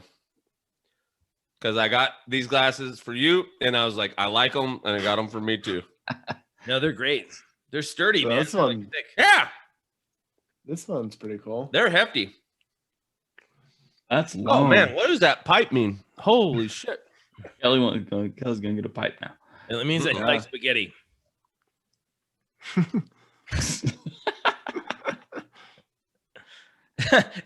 Kel, spit them out, man. You don't know how to separate and spit? On a sunflower seed? One at a time. I don't touch. If I put 100 sunflower seeds, I don't touch my face after that. Why? Are your hands dirty? What if you have to blow your nose? I just like have them in my face and I just spit them. I just like separate, like I break them apart. I got a pile right here. I spit it out. I can literally like have like a fucking good pile and a bad pile and then spit out the bad pile when it's time to spit out the bad pile. I do them one at a time. No. Yeah. Why would you want to keep those in your mouth? Yeah. Like if I'm in like a place where I can't just spit them out on the floor, like inside, I can like. Well, where are you going, Matt? What kind of places are you going to? Where are you going to, schools. Hey, listen. Are you at Albertsons? Kelly spits on his own floor. This is not Albertsons. Oh my God! I thought this was Texas Roadhouse. It's been it's not Roadhouse. It's been a fun night. Kevin's business model is insane. That I always look at him and go like, you kind of invented your own business model, and that's so cool. Yeah, just to learn from everything and then have a pallet of coffee sitting in his he's like, I bought a fucking. Oh my God, it's so cool. Could you imagine having a pallet of coffee in your house for 2 weeks? Just like, I love the fact that he's like, I bought it and I didn't even know if I could sell it. Yeah, that's crazy. Like, what the fuck? Yeah, no, super cool. Sounds pretty cool. I know my family, my family is just like, hey, come home. Come home. Hey man, you came home. Hey, you're good. Welcome back. Unfortunately, you know what? Oh, hey guys, I did make a drastic fucking decision because I like this Clyde Mays so much.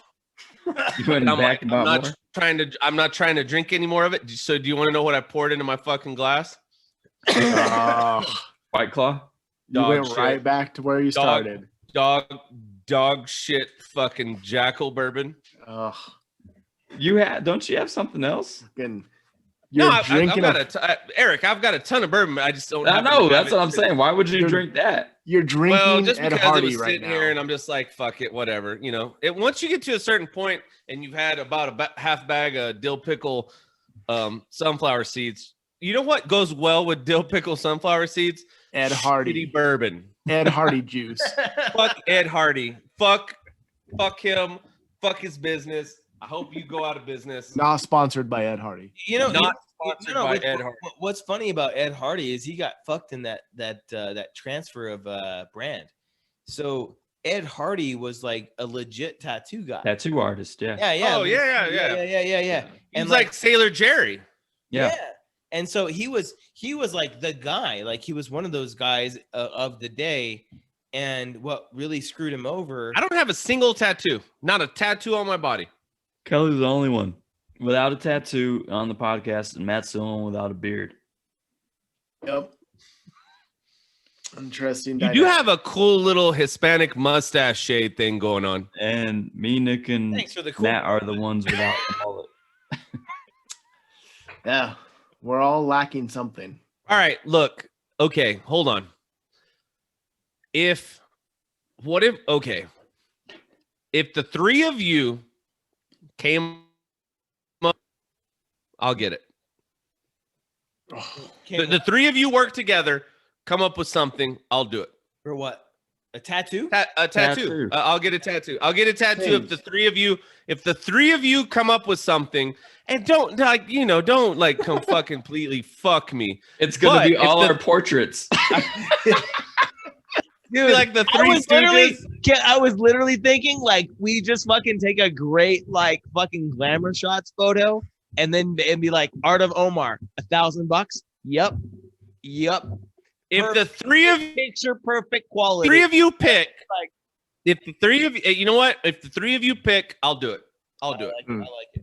Nah, we wouldn't fuck you on a tattoo. No. Now you got my creative No, it's gonna be fun. But if the three of you do it, then we'll. You know what? We'll figure out who to go to, and we'll get it done. I'll get one. Can it be I'll on get your, one. Can it be on your neck as your first tattoo? Well, because I'm going riffraff, so I mean, it's Oh, better yeah. to be fucking like up. You know, let's keep it up. Honestly, dude, that wouldn't with you as a person.